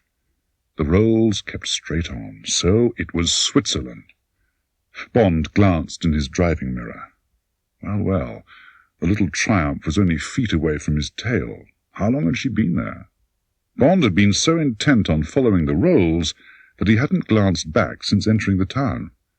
So, now coincidence was certainly out. Something must be done. Sorry, sweetheart, I've got to mess you up. Bond stopped abruptly in front of a butcher's shop. He banged the gears into reverse. There was a sickening scrunch and tinkle. Bond switched off his engine and got out. He walked round to the back of the car. The girl, her face tense with anger, had one beautiful silken leg on the road.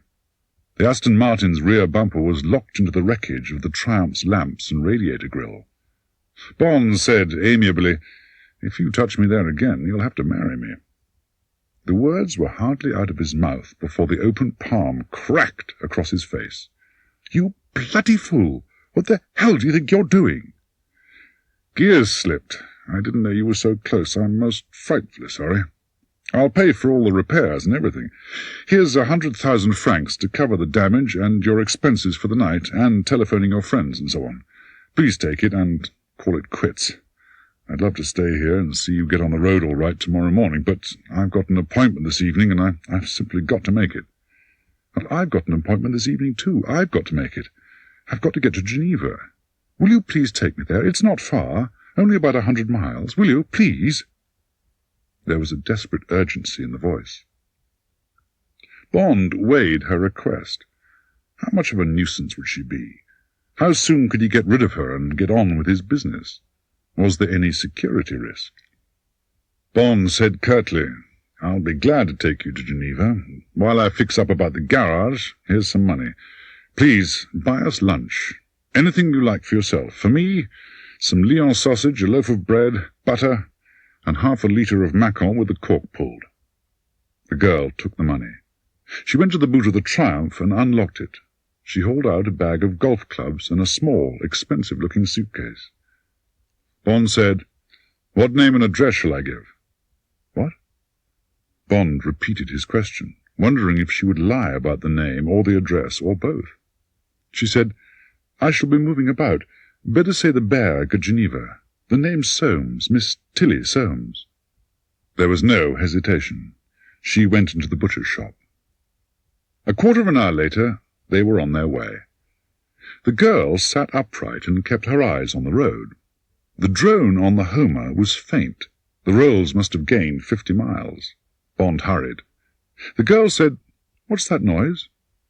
"Oh, magneto wine. Gets worse when I hurry. Have to get it fixed tonight." She seemed satisfied with this mumbo-jumbo. She said diffidently, "Where are you heading for? I hope I haven't taken you very far out of your way." Bond said in a friendly voice, "No, not at all. As a matter of fact, I'm going to Geneva too. How long will you be there?" I don't know. I'm playing golf. There's the Swiss Women's Open Championship at Divonne. I'm not really that class, but I thought it would be good for me to try." Fair enough. No reason why it shouldn't be true. But Bond was certain it wasn't the whole truth. In Geneva, Bond pulled up at the imposing entrance of the Berg. The hall porter took her suitcase and golf clubs. They stood together on the steps. She held out her hand. "Goodbye." There was no melting of the candid blue eyes. "And thank you, you drive beautifully. I'm surprised you got into the wrong gear at Macon." "Well, it doesn't often happen. If I can get my business finished, perhaps we could meet again." "That would be nice." The girl turned and went in through the swing doors. Bond ran down to his car. To hell with her. Now to pick up Goldfinger. Bond caught up with the high yellow silhouette just before Coppet, a tiny lakeside hamlet. At the entrance to the village, big solid iron gates were closing in a high wall. Above the wall was a modest placard. It said in faded yellow on blue, "Enterprises Auric, A.G." The fox had gone to earth. Bond took a turning to the left and stopped. He climbed up through a wood and came to a spiked iron railing. Finding a gap, he squeezed through and fetched up behind a fir tree from which he could look down on a well-proportioned brick house and some single-story workshops. Somewhere a tinny clock struck 5. The back door of the house opened, and Goldfinger came out, followed by a nondescript, obsequious little man with a toothbrush moustache and horn-rimmed spectacles. Goldfinger looked pleased. He went up to the rolls and patted its bonnet. The other man took a whistle out of his waistcoat pocket and blew it. A door in the right-hand workshop opened, and 4 workmen in blue overalls filed out and walked over to the car. At a word from the little man, they began to take the car to pieces. By the time they'd lifted the 4 doors off their hinges, removed the bonnet cover from the engine, and had set about the rivets on one of the mudguards, it was clear that they were methodically stripping the car of its armour plating. Bond took a last careful look round to fix the geography in his mind and edged back among the trees. He then drove to the British Embassy. "I'm from Universal Export." "Oh, yes." Bond looked back into the politely inquiring eyes in the bland, neutral face. "We were hoping to do business with you." "What sort of business?" "Important business." The man's face broke into a smile. He said cheerfully, "It's 007, isn't it? Thought I recognized you. Well now, what can I do for you?" Bond unbuttoned his shirt and took out the heavy chunk of gold. Get that back, would you, and transmit this when you have a chance." The man pulled a pad towards him and wrote in shorthand to Bond's dictation. When the man had finished, he put the pad in his pocket. Well, pretty hot stuff. Anything else?" "Ever heard of the Enterprises Auric at Coppe? Do you know what they do?" "Yes, they make metal furniture. The Swiss railways take some of it, and the airlines." "Know which airlines?" "I heard they did all the work for Mecca, the big charter line to India. Mecca's privately owned. Matter of fact, I did hear that Auric and Company had some money in it. No wonder they've got the contract for the seating." A slow, grim smile spread across Bond's face. "You don't know it, but you've just done a whole jigsaw puzzle in under a minute. Many thanks. Hope we'll meet again one day." Bond drove along the quay to the Berg. So that was the picture. For 2 days he'd been trailing a silver ghost across Europe. It was an armour-plated silver ghost. Those sheets would already be in the furnaces at Coppe, ready to be modelled into 70 chairs for a Mecca constellation. In a few days' time, those chairs would be stripped off the plane in India and replaced with aluminium ones, and Goldfinger would have made what? £500,000? £1 million? For the silver ghost wasn't silver at all. It was a golden ghost, all the 2 tons of its bodywork, solid, 18-carat, white gold. Bond felt that his job was nearly finished. All he needed was the evidence. One look into the works at Coppe, 1 grain of white gold dust, and Goldfinger's whole operation would be destroyed. That night he retraced his route to the woodland overlooking the factory. He tightened his muscles and crept forward, foot by foot, placing each step as cautiously as if he was going through a minefield. Soon he would be up with the big sheltering trunk he'd used before. He looked for it, and then stood frozen, his pulse racing. Below the trunk of his tree, spread-eagled on the ground, was a body. There was a glimpse of thick black hair, black sweater, narrow black slacks, and something else, a straight gleam of metal along the ground. It was the girl, Tilly. She was watching the buildings below. She had a rifle ready to fire on them. Damn and blast the silly bitch. He measured the distance, planned each stride right to the gun. Now! Bond's chest thudded into the small of the girl's back. The fingers of Bond's left hand closed over her mouth. Beneath him he felt the body heave, the lungs labouring for breath. "Tilly, for Christ's sake, stay still. It's me, Bond. I'm a friend. Now will you stay still and listen?" The body relaxed and lay soft under his. Bond slid off her. He whispered, "Were you after Goldfinger?" "I was going to kill him." Her whole body shuddered with exhaustion and released nerves. Bond reached out a hand and smoothed her hair, quietly, rhythmically. His eyes carefully went over the peaceful, unchanged scene below. Unchanged? There was something, the radar thing on the cowl of the chimney. It wasn't going round any more. It had stopped, with its oblong mouth pointed in their direction. Bond whispered, "Don't worry, I'm after him too. What did he do to you?" "He killed my sister. You knew her, Jill Masterton. You met her in Miami." "What happened?" "He has a woman once a month. Jill told me this when she first took the job. He hypnotizes them. Then he paints them gold." "Christ, why?" "I don't know. Jill told me he's mad about gold. He gets some Korean servant to paint them. The man has to leave their backbones unpainted. Jill couldn't explain that. I found out it's so that they wouldn't die. If their bodies were completely covered with gold paint, the pores of the skin wouldn't be able to breathe, then they'd die. I believe that that's what happened to Jill. Goldfinger had her painted all over. He murdered her. It must have been out of revenge for helping you." Bond closed his eyes tight, fighting with a wave of mental nausea. More death, more blood on his hands.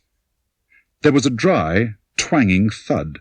The aluminium feathers of the steel arrow trembled like a hummingbird's wings in front of Bond's eyes. 10 yards away, half in moonlight, half in shadow, the black, melon-headed figure crouched, its legs widely straddled in the judo stance. The right hand, holding the feathers of the second arrow, was rigid against the right cheek. The silver tip of the second arrow pointed exactly between the two pale, raised profiles. Bond breathed the words, "Don't move an inch." Aloud he said, "Hello, Oddjob. Damn good shot." Oddjob jerked the tip of the arrow upwards. Bond got to his feet, shielding the girl. "Nice place Mr. Goldfinger has here. I want to have a word with him sometime. Perhaps it's a bit late tonight. You might tell him that I'll be along tomorrow." Bond said to the girl, "Come on, darling. We've had our walk in the woods. Time to get back to the hotel." Oddjob jerked his head sideways and downwards towards the house. "Oh, you think he'd like to see us now? All right. You don't think we'll be disturbing him? Come on, darling." Bond led the way to the left of the tree, away from the rifle that lay in the shadowed grass. As they went slowly down the hill, Bond talked softly to the girl, briefing her. "You are my girlfriend. I brought you out from England. We're in a tough spot. Don't try any tricks." Bond jerked back his head. "This man's a killer." On top of the tall chimney, the oblong mouth of the radar thing was revolving again. It was that had spotted them, heard them. It must be some kind of sonic detector. They reached the courtyard. As they did so, the back door of the house opened. 2 more Koreans ran out towards them through the warm splash of electric light. They carried ugly-looking polished sticks. "Hands up!" Bond put his hands slowly up. He said to the girl, "Don't react, whatever they do." Oddjob came forward and stood, menacingly, watching the search. "Okay, come." Goldfinger sat at a big desk. He hardly glanced at the girl. The big china-blue eyes were fixed on Bond. They showed no surprise. They held no expression except a piercing hardness. Bond blustered. "Now look here, Goldfinger, what the hell's all this about? You put the police onto me over that $10,000, and I get on your tracks with my girlfriend here, Miss Soames. I've come to find out what the hell you mean by it. Then this ape of yours came along and damn near killed one of us with his bow and arrow. What the hell's going on?" "Mr. Bond, they have a saying in Chicago. Once is happenstance, twice is coincidence, the third time it's enemy action. Miami, Sandwich, and now Geneva. I propose to wring the truth out of you." Goldfinger's eyes slid slowly past Bond's head. "Oddjob, the pressure room." Bond took one quick step forward and hurled himself across the desk at Goldfinger. There was a heavy thud as the top of his head crashed into Goldfinger's breastbone.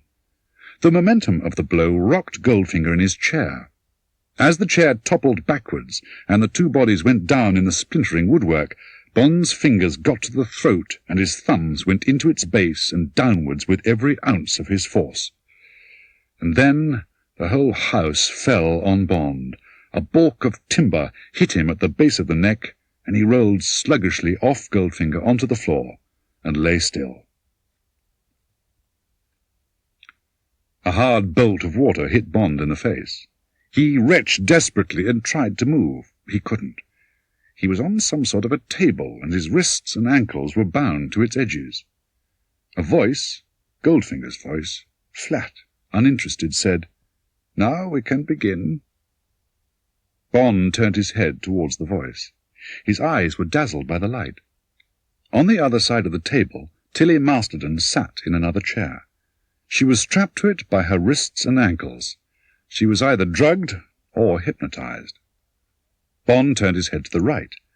A few feet away stood the Korean. He still wore his bowler hat, but now he was stripped to the waist. Bond glanced down the table on which he lay spread-eagled. There was a narrow slit down the centre of the polished steel table.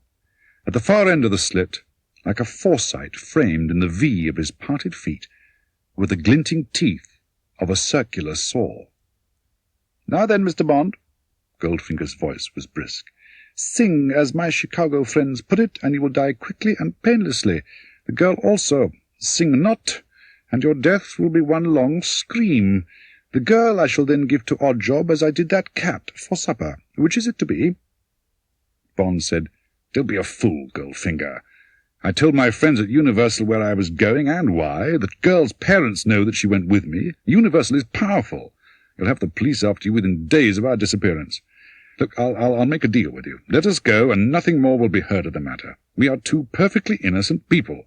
Goldfinger said in a bored voice, "I'm afraid you don't understand, Mr. Bond. The saw is now approaching your body at about 1 inch every minute.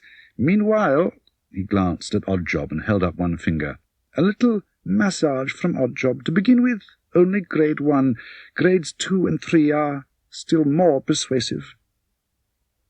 Bond closed his eyes. The sickly zoo smell of Oddjob enveloped him. Big, rasping fingers set to work on him, carefully, delicately. A pressure here, combined with a pressure there, a sudden squeeze, a pause, and then a quick, sharp blow. Bond ground his teeth until he thought they would break. The sweat of pain began to form pools in the sockets of his closed eyes. The shrill whine of the saw was getting louder. "Mr. Bond," Goldfinger's voice held an ounce of urgency, "is this really necessary? Just tell me the truth. Who are you? Who sent you here? What do you know? Then it will be so easy. You shall both have a pill. There will be no pain. It will be like taking a sleeping draught. Otherwise it will be so messy and distressing. Are you being fair to the girl? Is this the behaviour of an English gentleman?" Oddjob's torment had stopped. Bond turned his head slowly towards the voice and opened his eyes. He said, "Goldfinger, there is nothing more to tell you, because there is nothing. If you will not accept my first bargain, I will make you another. The girl and I will work for you. Now, how about that? We're capable people. You could put us to good use." "And get a knife? 2 knives in my back? Thank you, no, Mr. Bond. Oddjob, grade 2. The lever on the table moved across iron teeth. Now Bond could feel the wind of the saw between his knees. The hands came back. Bond counted the slowly pounding pulse that utterly possessed his body. If only it would slow down quicker. What was this ridiculous will to live that refused to listen to the brain? Still he could feel the bursting pressure in his temples, still the slow drum of life beat in his ears.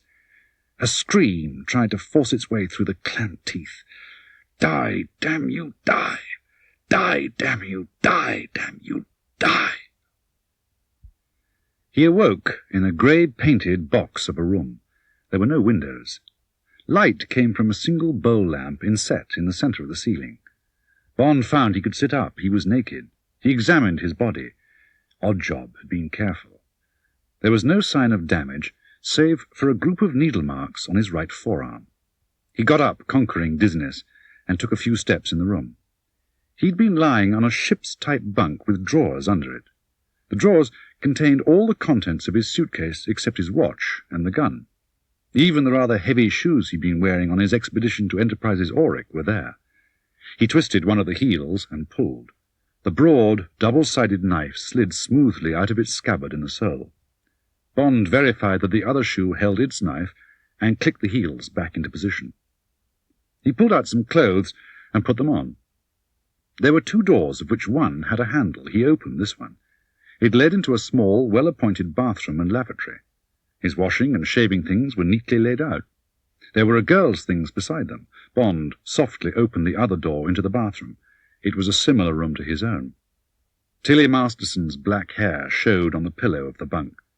She was sleeping peacefully, a half-smile on the beautiful mouth. Bond went back into the bathroom, softly closed the door, and went to the mirror over the basin. The black stubble looked more like 3 days than 2. He set to work to clean himself up. Half an hour later, Goldfinger came in alone. He was wearing a regulation businessman's clothes and looked relaxed and cheerful. "Good morning, Mr. Bond. I see you are yourself again. I hope you prefer being here to being dead. So as to save you the trouble of asking a lot of conventional questions, I will tell you where you are and what has happened to you. I will then put to you a proposition to which I require an unequivocal reply. It was something you said that saved your life. You suggested that you and Miss Masterton would work for me. Normally I would have no use for either of you, but it just happens that I am on the brink of a certain enterprise in which the services of both of you could be of a certain minimal assistance. So I took the gamble. I gave you both the necessary sedatives. And in case you think, Mr. Bond, that you will be traced, let me tell you that I am no longer in the least interested about your true identity, nor the strength and resources of your employers. You and Miss Masterton have utterly disappeared, Mr. Bond. So have I. So have all my staff. As for my present whereabouts and yours, Mr. Bond, we are now in New York, in the warehouse of the High-Speed Trucking Corporation, which has been equipped most thoroughly as the secret headquarters for the enterprise of which I spoke. You and Miss Masterton will be confined to these quarters. Here you will live and work. And what will our work consist of? Mr. Bond, for the first time since Bond had known Goldfinger, the big, bland face, always empty of expression, showed a trace of life. A look almost of rapture illuminated the eyes. Mr. Bond, all my life I have been in love. I have been in love with gold. I own about £20 million worth. It is now all in New York. My treasure of gold is like a compost heap. I move it here and there over the face of the earth, and wherever I choose to spread it, that corner blossoms and blooms. I reap the harvest and move on. How do you choose these enterprises? What attracts you to them? I espouse any enterprise that will increase my stock of gold. What's the latest one? What have Miss Masterton and I got to do with it? It is a robbery, Mr. Bond. There will be much paperwork, many details to supervise. I was going to do this myself until you offered your services. Now you will do it, with Miss Masterton as your secretary. When the operation is successfully completed, you will receive £1 million in gold. Miss Masterton will receive £500,000. Bond said enthusiastically, Well, now you're talking. What are we going to do? Rob the end of the rainbow? Yes, Goldfinger nodded. That is exactly what we are going to do. We are going to burgle $15 billion worth of gold bullion, approximately half the supply of mined gold in the world. We are going, Mr. Bond, to take Fort Knox. Fort Knox? Bond shook his head seriously. Isn't that rather a tall order for 2 men and a girl? Please put away your sense of humour for 1 week, Mr. Bond. I shall have under my command approximately 100 men and women. These people will be hand-picked from the 6 most powerful gangster groups in the United States. You and Miss Masterton will attend the meeting at which the proposition will be put to the heads of the 6 organizations I have mentioned. Goldfinger went out. It was time for Bond to put Tilly Masterton in the picture. She was still sitting on the bed, wrapped in a coiled immobility. She watched Bond carefully. He said, looking her in the eye, You'd better know that I'm from Scotland Yard. The euphemism would serve. We're after this man Goldfinger. He thinks no one can find us for at least a week, and he's probably right. He saved our lives because he wants us to work for him on a crime. Now, can you do shorthand and typing? Yes. What's the crime? Bond told her. So, what are you going to do about it? Bond lowered his voice. What are we going to do about it, you mean? We are going to play along. We're going to be greedy for the money, and we're going to give him absolutely top-notch service. Apart from saving our lives, which mean less than nothing to him, it's the only hope of a chance to queer his pitch. There came the click of Bond's bedroom door. He turned and strolled out of the room. One of the Koreans passed him, carrying the girls' breakfast. In his room, another Korean had brought in a typist's desk and a chair and a Remington portable. Oddjob was standing in the doorway. He held out a sheet of paper. It was a foolscap memo sheet. The writing, with a ballpoint, was neat and legible. It said, Prepare 10 copies of this agenda. Meeting held under the chairmanship of Mr. Gold. Secretaries J. Bond, Miss Tilly Masterton. Present, Helmut M. Springer, The Purple Gang, Detroit.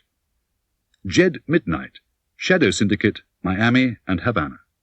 Billy the Grinner Ring, The Machine, Chicago. Jack Strap, The Spangled Mob, Las Vegas. Mr. Solo, Unione Siciliano.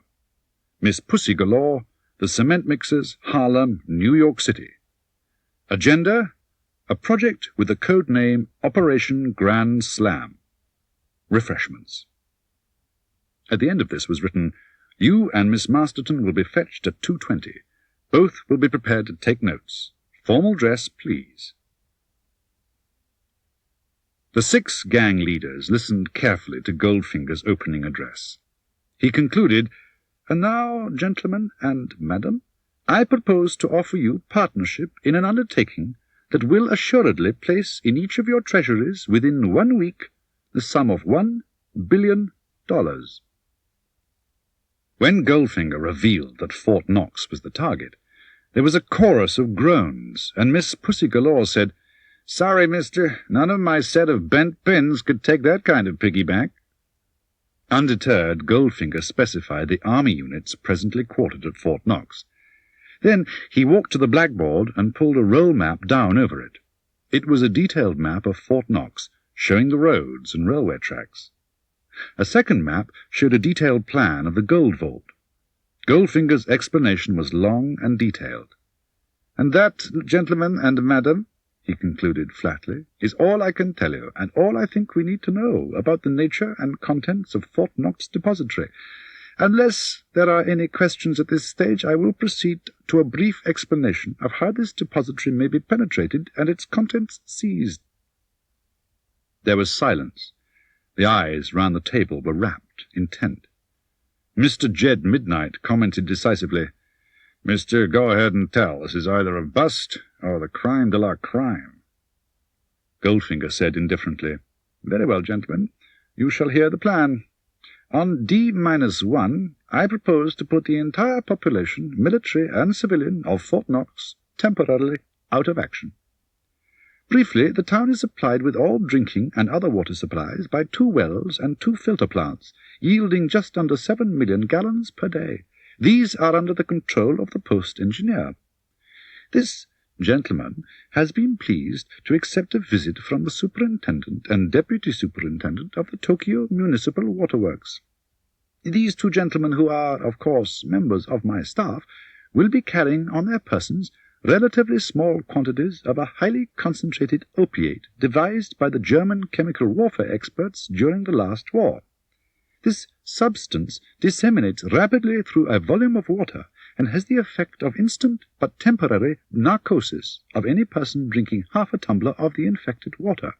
The symptoms are a deep and instant sleep from which the victim awakens much refreshed in approximately 3 days. What was that fairy tale? Miss Galore's eyes were shining with the vision. Puss in Boots, said Mr. Jack Strap in a surly voice. Go ahead, mister. How do we get into the town? We come in, said Goldfinger, on a special train that will have left New York City on the night of D-1. There will be approximately 100 of us, and we shall be attired as Red Cross workers. Miss Galore will, I hope, provide the necessary contingent of nurses. Miss Galore said enthusiastically, My girls will look sweet in starch. What do you say, Jacko? She nudged Mr. Strap in the ribs. I say they'd look better in cement overcoats, said Mr. Strap impatiently. What do you have to keep butting in for? Keep going, mister. Shortly after leaving Louisville, my assistant and I will dispose of the driver and fireman by as humane methods as are possible. I bet, thought Bond. And I shall personally bring the train through Fort Knox to the bullion sidings alongside the depository. By this time, gentlemen and madam, your transport convoys should be arriving. The traffic controller will dispose them in the neighborhood of the depository according to a prearranged plan, and we shall enter the depository paying no heed to the sleeping bodies with which the landscape will be decorated, right? Mr. Solo said softly, Sure is right so far now. Maybe you... He blew out his cheeks and gave a quick, hard puff towards Goldfinger. Like this, and the 20-ton door he fall down, yes? Yes, said Goldfinger equably, almost exactly like that. He went to the table under the blackboard, lifted up a big, ungainly carton, and carried it carefully back and placed it on the table in front of him. Only one weapon would be powerful enough to blast open the bullion vault at Fort Knox, and I obtained one, after much seeking, from a certain Allied military base in Germany. It cost me exactly $1 million. This, gentlemen, is an atomic warhead designed for use with the Corporal Intermediate Range Guided Missile. All the faces round the table were pale. Bond could feel the skin taut over his own tense jaw. God Almighty, what had he got himself into? Goldfinger held up his hand. Gentlemen and madam, believe me, this object is an entirely harmless lump of machinery. Nothing can make it explode until it is armed, and that will not happen until the day. Mr. Billy Ring's pale face was shiny with sweat. Hey, mister, what about this thing they call, fallout? Fallout will be minimal, Mr. Ring, and extremely localized. This is the latest model, the so-called clean atomic bomb. But protection suits will be issued to the squad that first enters the ruins of the building. They will form the first in the human chain that will remove the gold and pass it to the waiting trucks. Flying debris, mister. Chunks of concrete and steel and so forth. We shall take shelter behind the outer steel stockade of the depository, Mr. Midnight. There may be minor damage to some of the trucks, but that hazard must be accepted. Details remain to be worked out exactly. In that, my staff here," he turned first to Bond and then to Miss Masterton, "will be assisting me. The code word for the project is Operation Grand Slam. I know I can rely on you, gentlemen and madam, if you decide to participate, to treat this whole project as an operation of war. Inefficiency or insecurity will, of course, have to be dealt with decisively. And now, gentlemen and madam, I will ask you to reply on behalf of your respective organizations. Which of you wishes to enter this race? The prize is gigantic, and the risks are minimal." 5 of them agreed to take part. The odd man out was Helmut Springer. His glazed eyes moved round the table and finally rested on Goldfinger. He said gravely, like a bank manager refusing a loan, "Mr. Gold, I fear your proposal would not find favour with my colleagues in Detroit. It only remains for me to thank you for a most interesting occasion. Good afternoon, gentlemen and madam." In the chilly silence, Mr. Springer walked softly to the door and let himself out.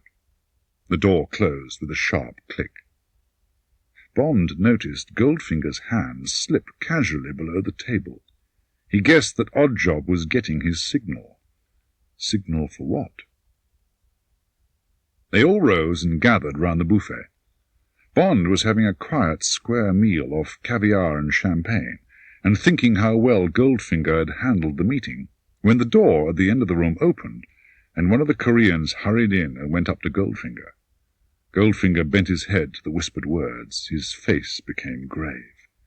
He rapped a fork on his glass of Saratoga Vichy. "Gentlemen and madam, I have received bad news. Our friend, Mr. Helmut Springer, has met with an accident. He fell down the stairs. Death was instantaneous." Mr. Solo looked at Goldfinger with new respect. He said softly, "Mister, you better get those stairs fixed before I come to use them." Goldfinger said seriously, "The fault has been located. Repairs will be put in hand at once." When the meeting of Paramount Hoods had broken up to go about their various duties, Goldfinger had dismissed the girl and kept Bond in the room. He told Bond to take notes, and then for more than 2 hours went over the operation down to the smallest detail. When they came to the doping of the 2 reservoirs, Bond had asked for details of the drug and its speed of action.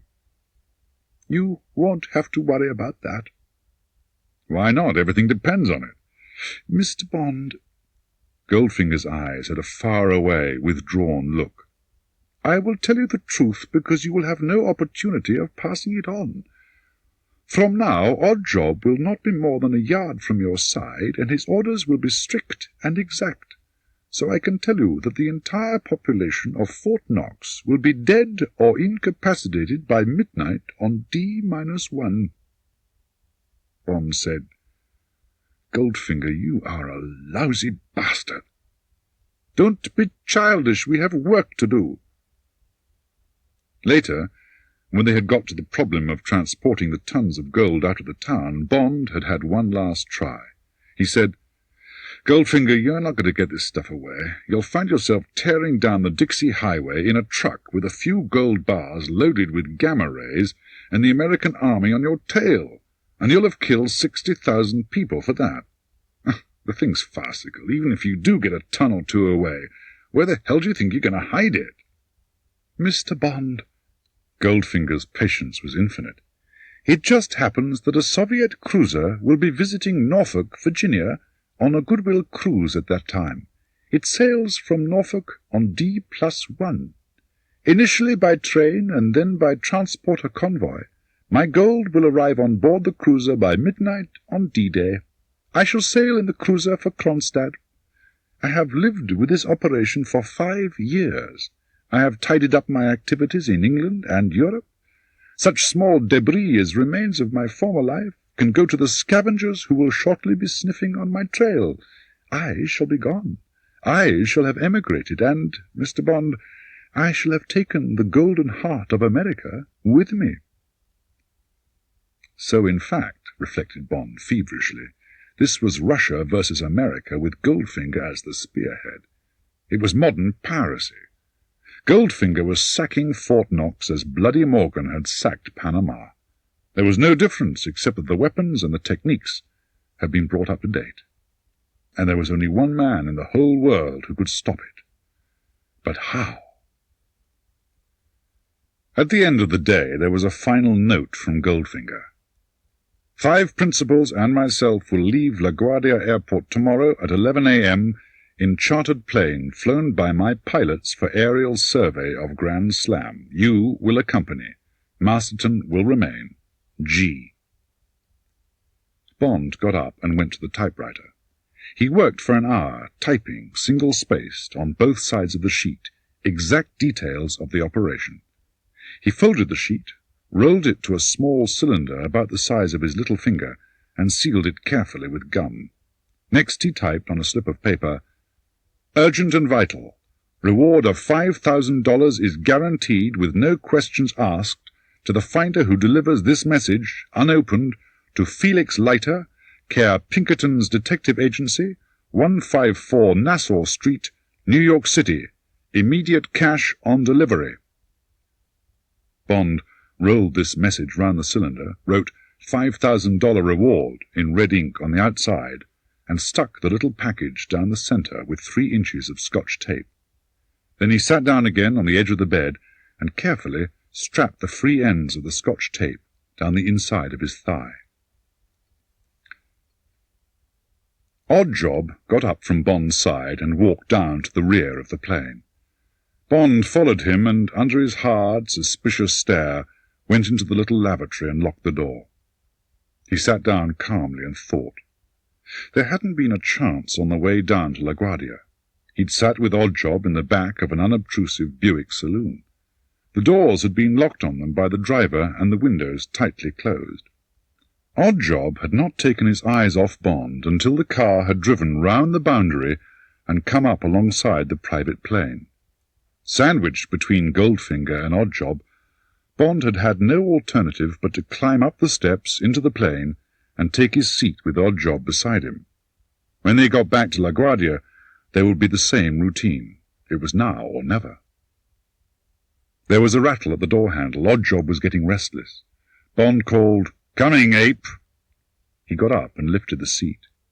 He tore the little package off the inside of his thigh and transferred it to the underside of the foredge of the seat. The seat would have to be lifted to get at the chemical lavatory, and that would certainly be looked to as soon as the plane got back to the hangar. The $5,000 reward stared back at him boldly. Not even the most hasty cleaner could miss it. He softly put the seat down, ran some water in the basin, washed his face, smoothed his hair, and walked out. Oddjob was waiting angrily. He pushed past Bond, looked carefully round the lavatory, and came out again, shutting the door. Bond walked back to his seat. Now the SOS was in the bottle, and the bottle had been committed to the waves. Who would be the finder, and how soon? Now it was a race between Goldfinger's calm, unhurried, efficient machine and the tiny, gunpowder trail Bond had lit. What was going on outside? During every hour of the next 3 days, Bond's imagination followed what might be happening. Leiter telling his chief, the conference, the quick flight down to Washington, the FBI and Hoover, the Army, the President. Leiter insisting that Bond's conditions be adhered to, that no suspicious moves be made, no inquiries started, that no one moved an inch except according to some master plan that would operate on the day and get the whole gang into the bag so that not one of them escaped. Would they accept Bond's conditions, or would they not dare take the chance? They would have to get the 2 Japanese, of course, somehow beat out of them the code message Goldfinger would be waiting for on D-1. Was that how it was going, or was it all a shambles? Or worse still, had none of these things happened? Was the plane still standing in a corner of the field, unserviced? D-1 came and flashed by in a last fever of activity. Then, in the evening, came the note from Goldfinger. First phase of operation successful. In train as planned at midnight. Bring copies of all maps, schedules, operation orders. G. In close formation, with Bond and Tilly Masterton wedged in the middle, the Goldfinger contingent marched swiftly through the almost empty concourse of Pennsylvania Station and down to the waiting special. Everyone, including Goldfinger, was wearing the conventional white garb and armbands of a medical field force. When the superintendent saw Goldfinger and his party approaching, he hurried up. "Dr. Gold?" His face was grave. "I'm afraid the news coming through isn't too good. God almighty, Doctor, what's going on down there? What is it, food poisoning?" Goldfinger's face was solemn. "My friend, that's what we have got to find out. If you want me to make a guess, but mark you, it's only a guess, it's a form of sleeping sickness. Trypanosomiasis, we call it."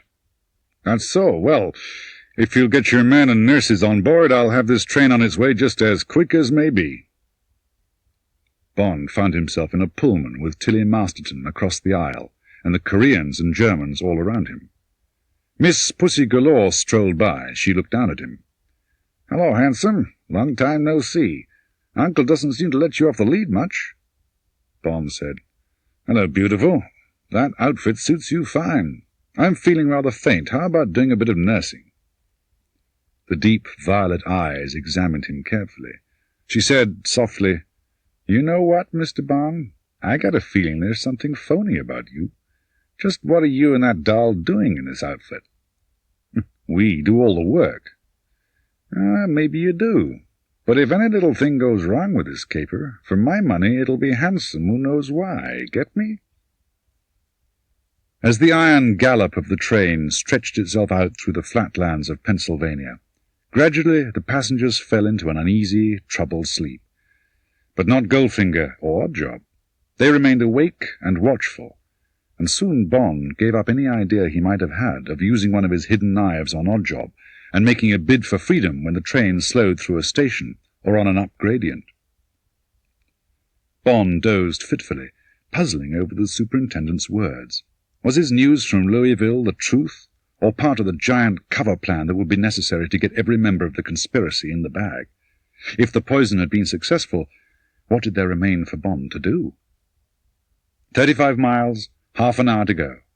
Coffee and doughnuts were brought round by the nurses, and, Goldfinger thought of everything, for those whose nerves needed it, 2 grains of dexedrine. The nurses were pale, silent. There were no jokes, no smart remarks. The train was electric with tension. After 10 minutes there was a sudden slackening of speed and a sharp hiss from the brakes. The train almost stopped. Then there was a jerk, and it gathered speed again. A new hand had taken over on the dead man's handle. A few minutes later, Mr. Strap came hurrying through the train. 10 minutes to go. On your toes, folks. Squads A, B, and C get their equipment on. Everything's going fine. Bond turned to Oddjob. Listen, you ape, I'm going to the lavatory. Once inside, Bond took off his right shoe, slid out the knife, and slipped it down inside the waistband of his trousers. One shoe would now have no heel, but no one was going to notice that this morning. He went out and back to his seat. Now, on the left, there was the black ribbon of Brandenburg Station Road. Bond craned. The gleaming, modern sprawl of Fort Knox looked almost soft in the light mist. And now the train was moving at walking pace into the town, and everywhere, down every street, on every sidewalk, there were the sprawling figures, singly, in clumps, in rocking chairs on the porches, in cars that had managed to pull up, and in others that had smashed into shop windows. Death. Dead people everywhere. No movement, no sound save the click of the murderer's iron feet as his train slid through the graveyard. Now there was bustle in the carriages. Billy Ring came through grinning hugely. He stopped by Bond's chair. "Oh, boy!" he said delightedly. "Old Goldie certainly slipped them the Mickey Finn." The train clicked slowly over some points and slid to rest. There came one blast of the diesel's wind horn. The doors swung open, and the different groups piled out onto the platform of the bullion depository siding. Bond and the girl had been included in the command group, which consisted of Goldfinger, Oddjob, and the 5 gang leaders.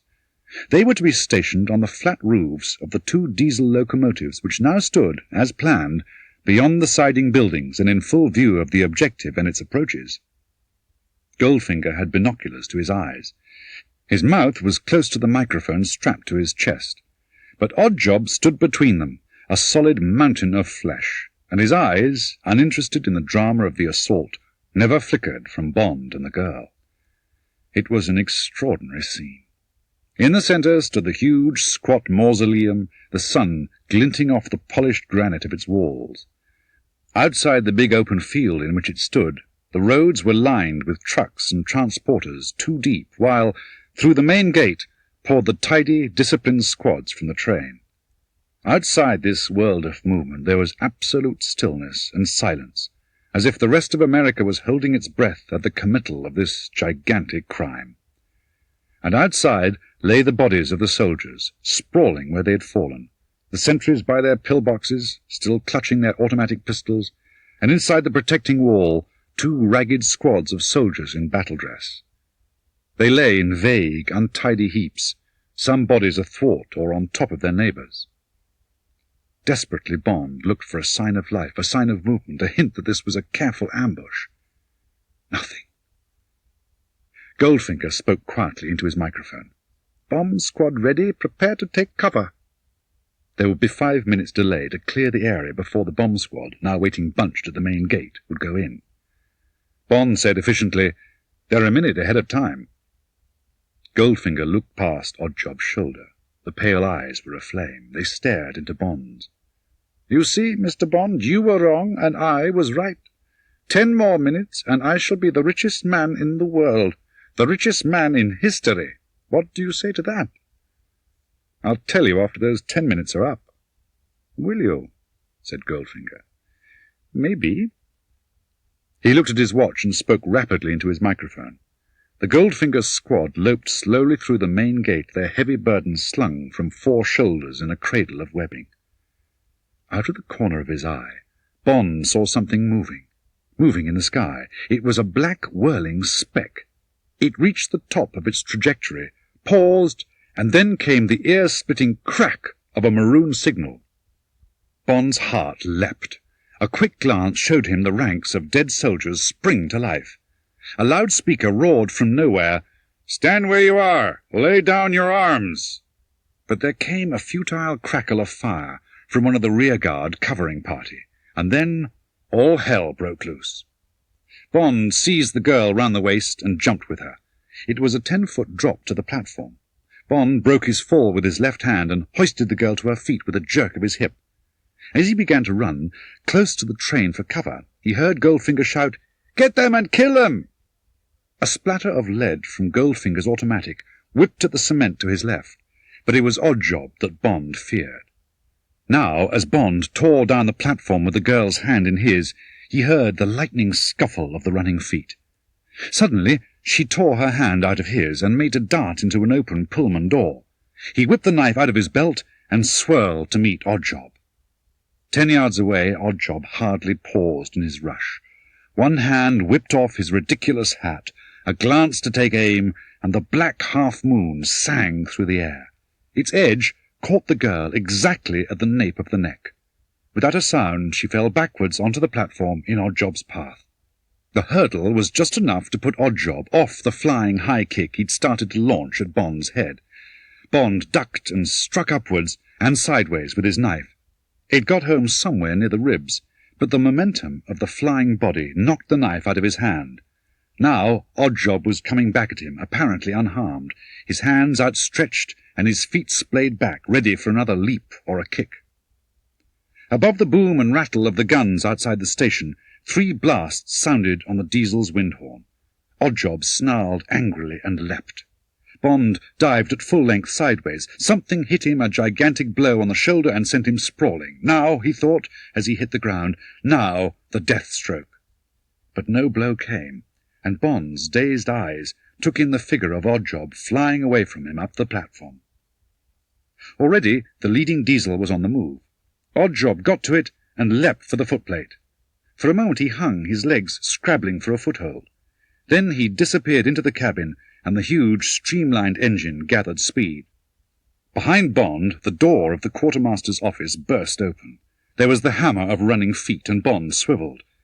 Felix Leiter, clad in his wartime Marine Corps battle dress, was pounding up the platform, followed by a dozen men in khaki. Bond got to his feet. He smiled warmly into the hawk-like, slate-grey eyes. "You bungling oaf," he said sarcastically. "Why in hell didn't you block that line?" "Listen, Seamus, if you've got any complaints about the stage management, you can tell them to the President. He took personal command of this operation, and it's a honey. There's a spotter plane overhead now. They'll pick up the diesel, and we'll have old Goldilocks in the hoosegow by midday." Bond looked affectionately at the Texan, with whom he'd shared so many adventures. He said seriously, "Bless you, Felix. You've always been good at saving my life. It was done nearly too late this time. I'm afraid Tilly Masterton's had it." He walked off up the platform with Felix at his heels. Bond stood and looked down at the little empty tangle of limbs and clothes. He saw the bright, proud girl with the spotted handkerchief round her hair in the flying TR-3. Now she had gone.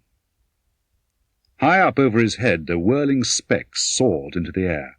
It reached the top of its flight and paused. There came the sharp crack of the maroon. It was the ceasefire. Bond didn't mind airports so long as he was alone in them. He had half an hour to wait. There was a man's voice on the BOAC announcing system. It called out a long list of Monarch passengers who were required at the ticket counter. 10 minutes later, Bond heard his own name being called. "Will Mr. James Bond, passenger on BOAC Monarch flight number 510 to Gander in London, please come to the BOAC ticket counter. Mr. James Bond, please." He went across to the BOAC counter. The official said politely, "May I see your health certificate, please, Mr. Bond?" Bond took the form out of his passport and handed it over. "Oh, look, I'm very sorry, sir, but there's been a typhoid case at Gander, and they're insisting that all transit passengers who haven't had their shots in the last 6 months should be topped up. It's most annoying, sir, but Gander's very touchy about these things." Bond hated inoculations. He said irritably, "Yes, but look here, I'm stuffed with shots of one kind or another. What about the other passengers? Where are they?" "Oh, they've all agreed, sir, just having their shots now. It won't take a minute, sir, if you'll just come this way." "Oh, well." Bond shrugged his shoulders impatiently. He followed the man to the BOAC station manager's office. There was the usual white-clothed doctor, a mask over the bottom of his face, the needle held ready. "Last one?" he asked of the BOAC official. "Yes, doctor." "Okay, coat off and left sleeve up, please." There came the sharp smell of the alcohol and the jab of the needle. "Thanks," said Bond gruffly. He pulled down his sleeve and made to pick his coat up from the back of the chair. His hand went down for it, missed it, went on down towards the floor. His body dived after the hand, down. All the lights were on in the plane. There seemed to be plenty of spare places. A wave of nausea swept over him. He closed his eyes and waited. How extraordinary! He was never airsick. He opened his eyes again and looked down at his arms. The wrists were bound to the arms of his chair. What the hell was all this about? He glanced to his right and then stared, aghast. Oddjob was sitting there. Oddjob in BOAC uniform. Oddjob glanced incuriously at him and reached for the steward's bell. There was the rustle of a skirt beside him. He looked up. It was Pussy Galore, trim and fresh in the blue uniform of a stewardess. She said, "Hi, handsome." Bond said desperately, "For Christ's sake, what's going on? Where did you come from?" The girl smiled cheerfully. "Eating caviar and drinking champagne. Now, you take it easy. Uncle wants to talk to you." She sauntered up the aisle, swinging her hips, and disappeared through the cockpit door. Now nothing could surprise Bond. Goldfinger, in a BOAC captain's uniform that was rather too large for him, closed the cockpit door behind him and came down the aisle. He stood and looked grimly down at Bond. "Well, Mr. Bond, so fate wished us to play the game out. But this time, Mr. Bond, there cannot possibly be a card up your sleeve. Ha!" The bark was a mixture of anger, stoicism, and respect. "And now, tell me, Mr. Bond, how did you do it? How did you communicate?" Bond said equably, "We'll have a talk, Goldfinger, and I will tell you certain things, but not until you've taken off these straps and brought me a bottle of bourbon, ice, soda water, and a packet of Chesterfields." Goldfinger looked gravely down. "I have no objection to your conditions. Out of respect for your abilities as an opponent, you shall spend your last journey in comfort. Oddjob!" The voice was sharp. "Ring the bell for Miss Galore and undo those straps. Get into the seat in front. There is no harm he can do at the rear of the plane, but he is not to approach the cockpit door. If need be, kill him at once. But I prefer to get him to our destination alive. Understood?" 5 minutes later, Bond had what he wanted. He picked up his drink and sipped it. He was about to take a deeper drink when he saw something. He put the glass carefully down without disturbing the little round paper coaster that had stuck to the bottom of his glass.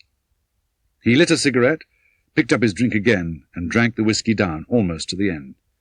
Now he could read the words through the bottom of the glass. He carefully put the glass down without disturbing the coaster.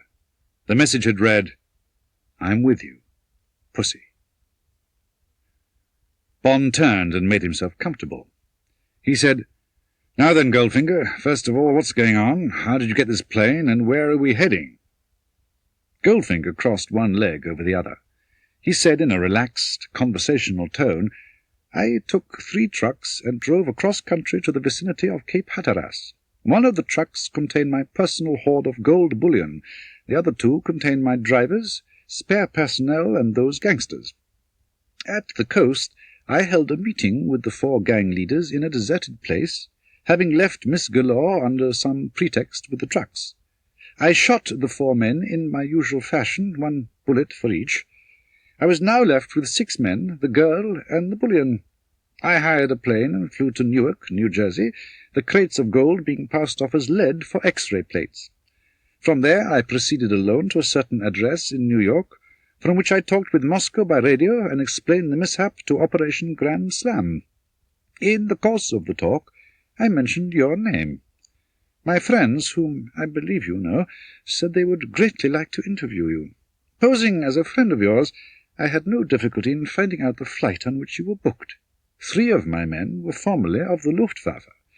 They assured me there would be no difficulty in flying this plane. The rest was a mere detail. By cool bluffing, impersonation, and the use of a certain amount of force, all the BOAC personnel at Idlewild, the crew of this plane, and the passengers were given the necessary injections from which they will now be recovering. We changed clothes with the unconscious crew, The bullion was loaded on the plane, you were dealt with, and carried out on a stretcher, and in due course the new BOAC crew, with their stewardess, boarded the plane, and we took to the air. We have already had clearance from Moscow for East Berlin, Kiev, or Murmansk. We shall take whichever route the weather dictates. And now, Mr. Bond of the British Secret Service, we made a bargain. What have you to tell me? Who put you on to me? What did they suspect? How did you manage to interfere with my plans?" Goldfinger sat back, placed his hands across his stomach, and looked at the ceiling. Bond gave Goldfinger a censored version of the truth.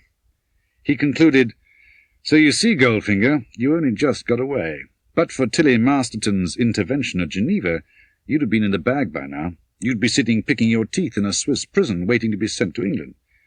You underestimate the English. They may be slow, but they get there. Do you think you'll be pretty safe in Russia? Well, I wouldn't be too sure. We've got people even out of there before now." The plane throbbed on, high above the weather, over the great moonlit landscape. The lights had been turned out. Bond sat quietly in the darkness and sweated with fear at what he was going to do. The man, whom Bond had seen before at the BOAC ticket counter, one of the Germans, came through and stopped by Bond's chair. He grinned down at Bond. "BOAC takes good care of you, nicht wahr? Mr. Goldfinger thinks you might have foolish notions. I'm to keep an eye on the rear of the plane, so just sit back and enjoy the ride, nicht wahr?" When Bond didn't answer, the man went on back to the rear section. Something was nagging at Bond's mind. Now what was it that had happened to that plane, flying over Persia back in '57? Bond sat for a while and stared with wide, unseeing eyes at the back of the seat in front of him. It might work. It just conceivably might. "Fasten your seat-belt," he whispered when the girl came to take his tray. She said toughly, "I'll see you in my dreams, handsome," and went off to the galley. And now Bond's mind was made up. He had worked out exactly what had to be done. The knife from his heel was under his coat, and he had twisted the longest end of his seat-belt round his left wrist. All he needed was one sign that Oddjob's body was turned away from the window. Bond's eyes never left the dim profile he could see reflected in the perspex oblong of the window of the seat in front. But Oddjob sat stolidly under the reading light, his hands held ready and relaxed on the arms of his chair. 1 hour, 2 hours. Bond began to snore, rhythmically, drowsily, he hoped hypnotically. He kept his snores exactly even. Slowly, inch by inch, he crouched forward on the balls of his feet and reached with his knife hand between the wall and Oddjob's seat. Now his hand was there. Now the needle-sharp tip of the dagger was aimed at the centre of the square inch of perspex he had chosen. Bond grasped the end of his seat-belt tightly in his hand, drew the knife back 2 inches, and lunged. Bond had had no idea what would happen when he cut through the window.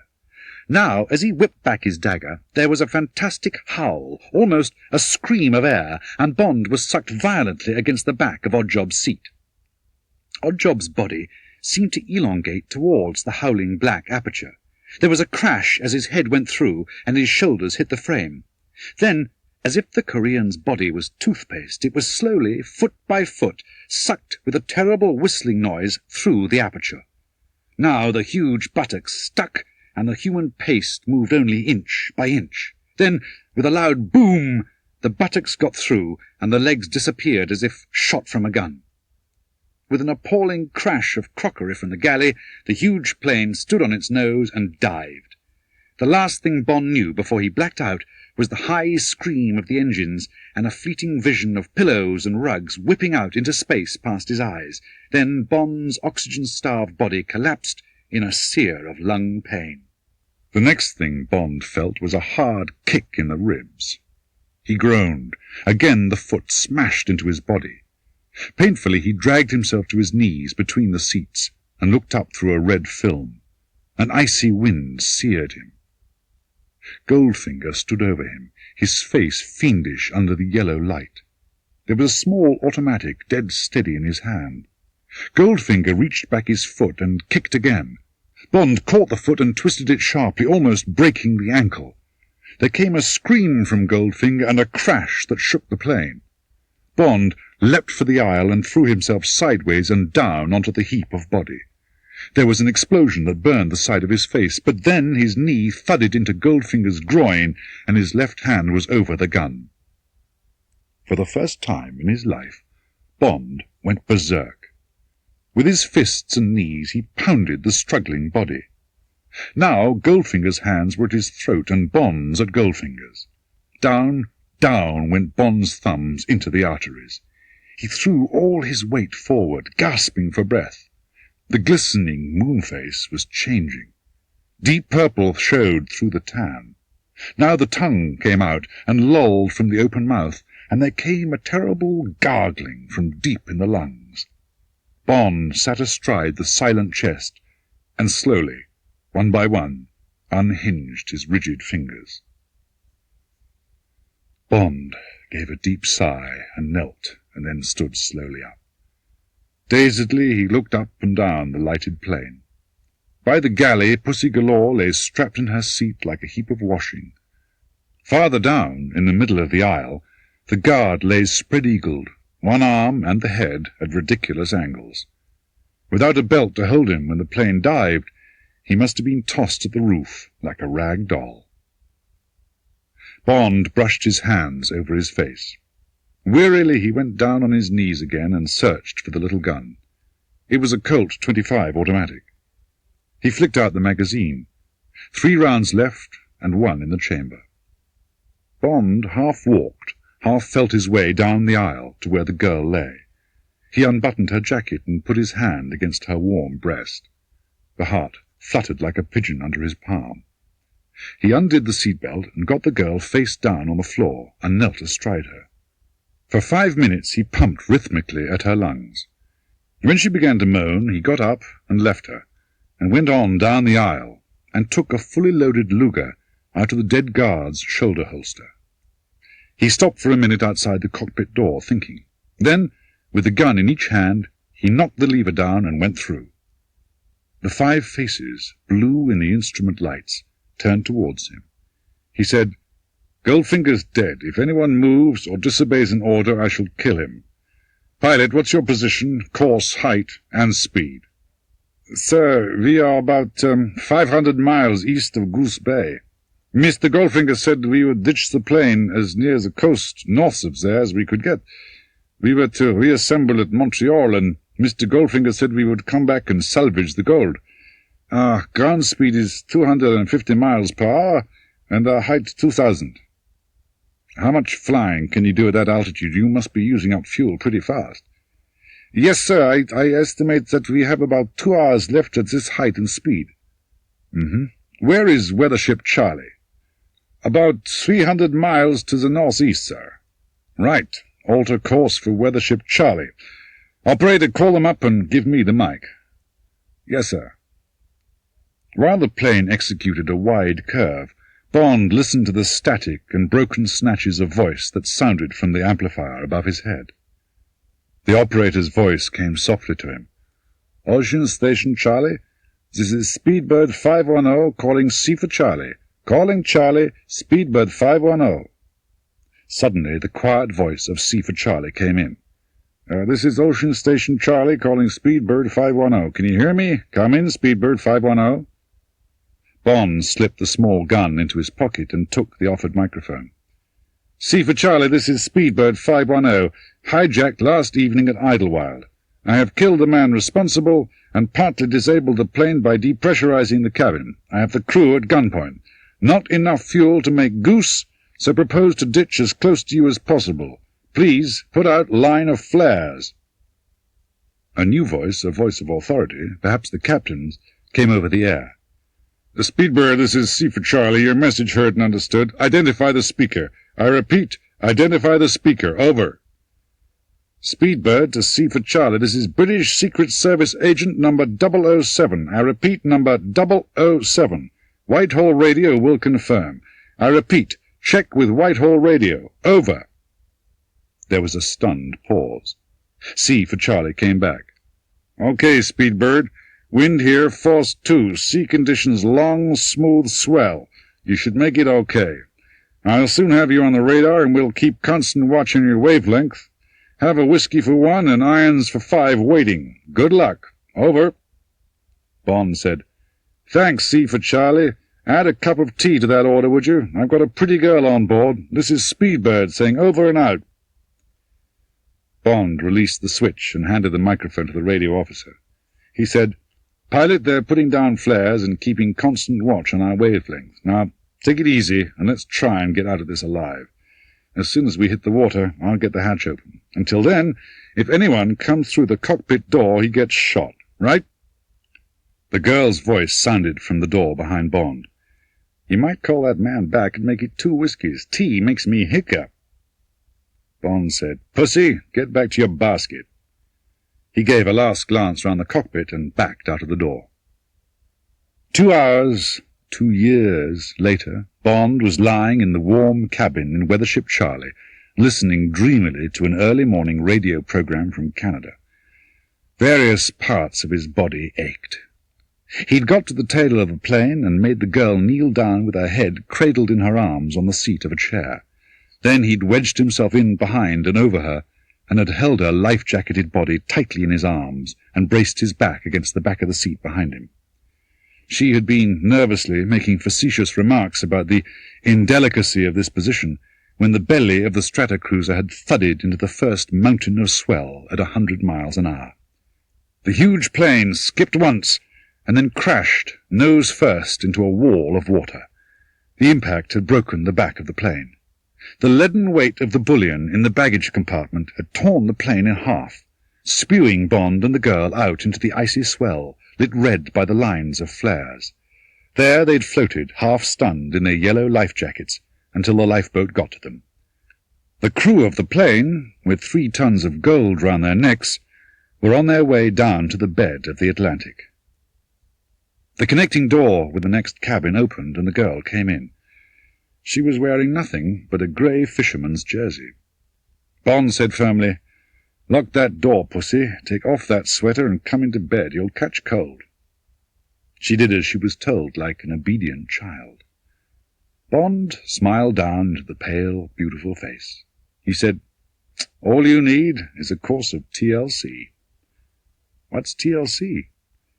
"Short for Tender Loving Care Treatment. It's what they write on most papers when a waif gets brought into a children's clinic."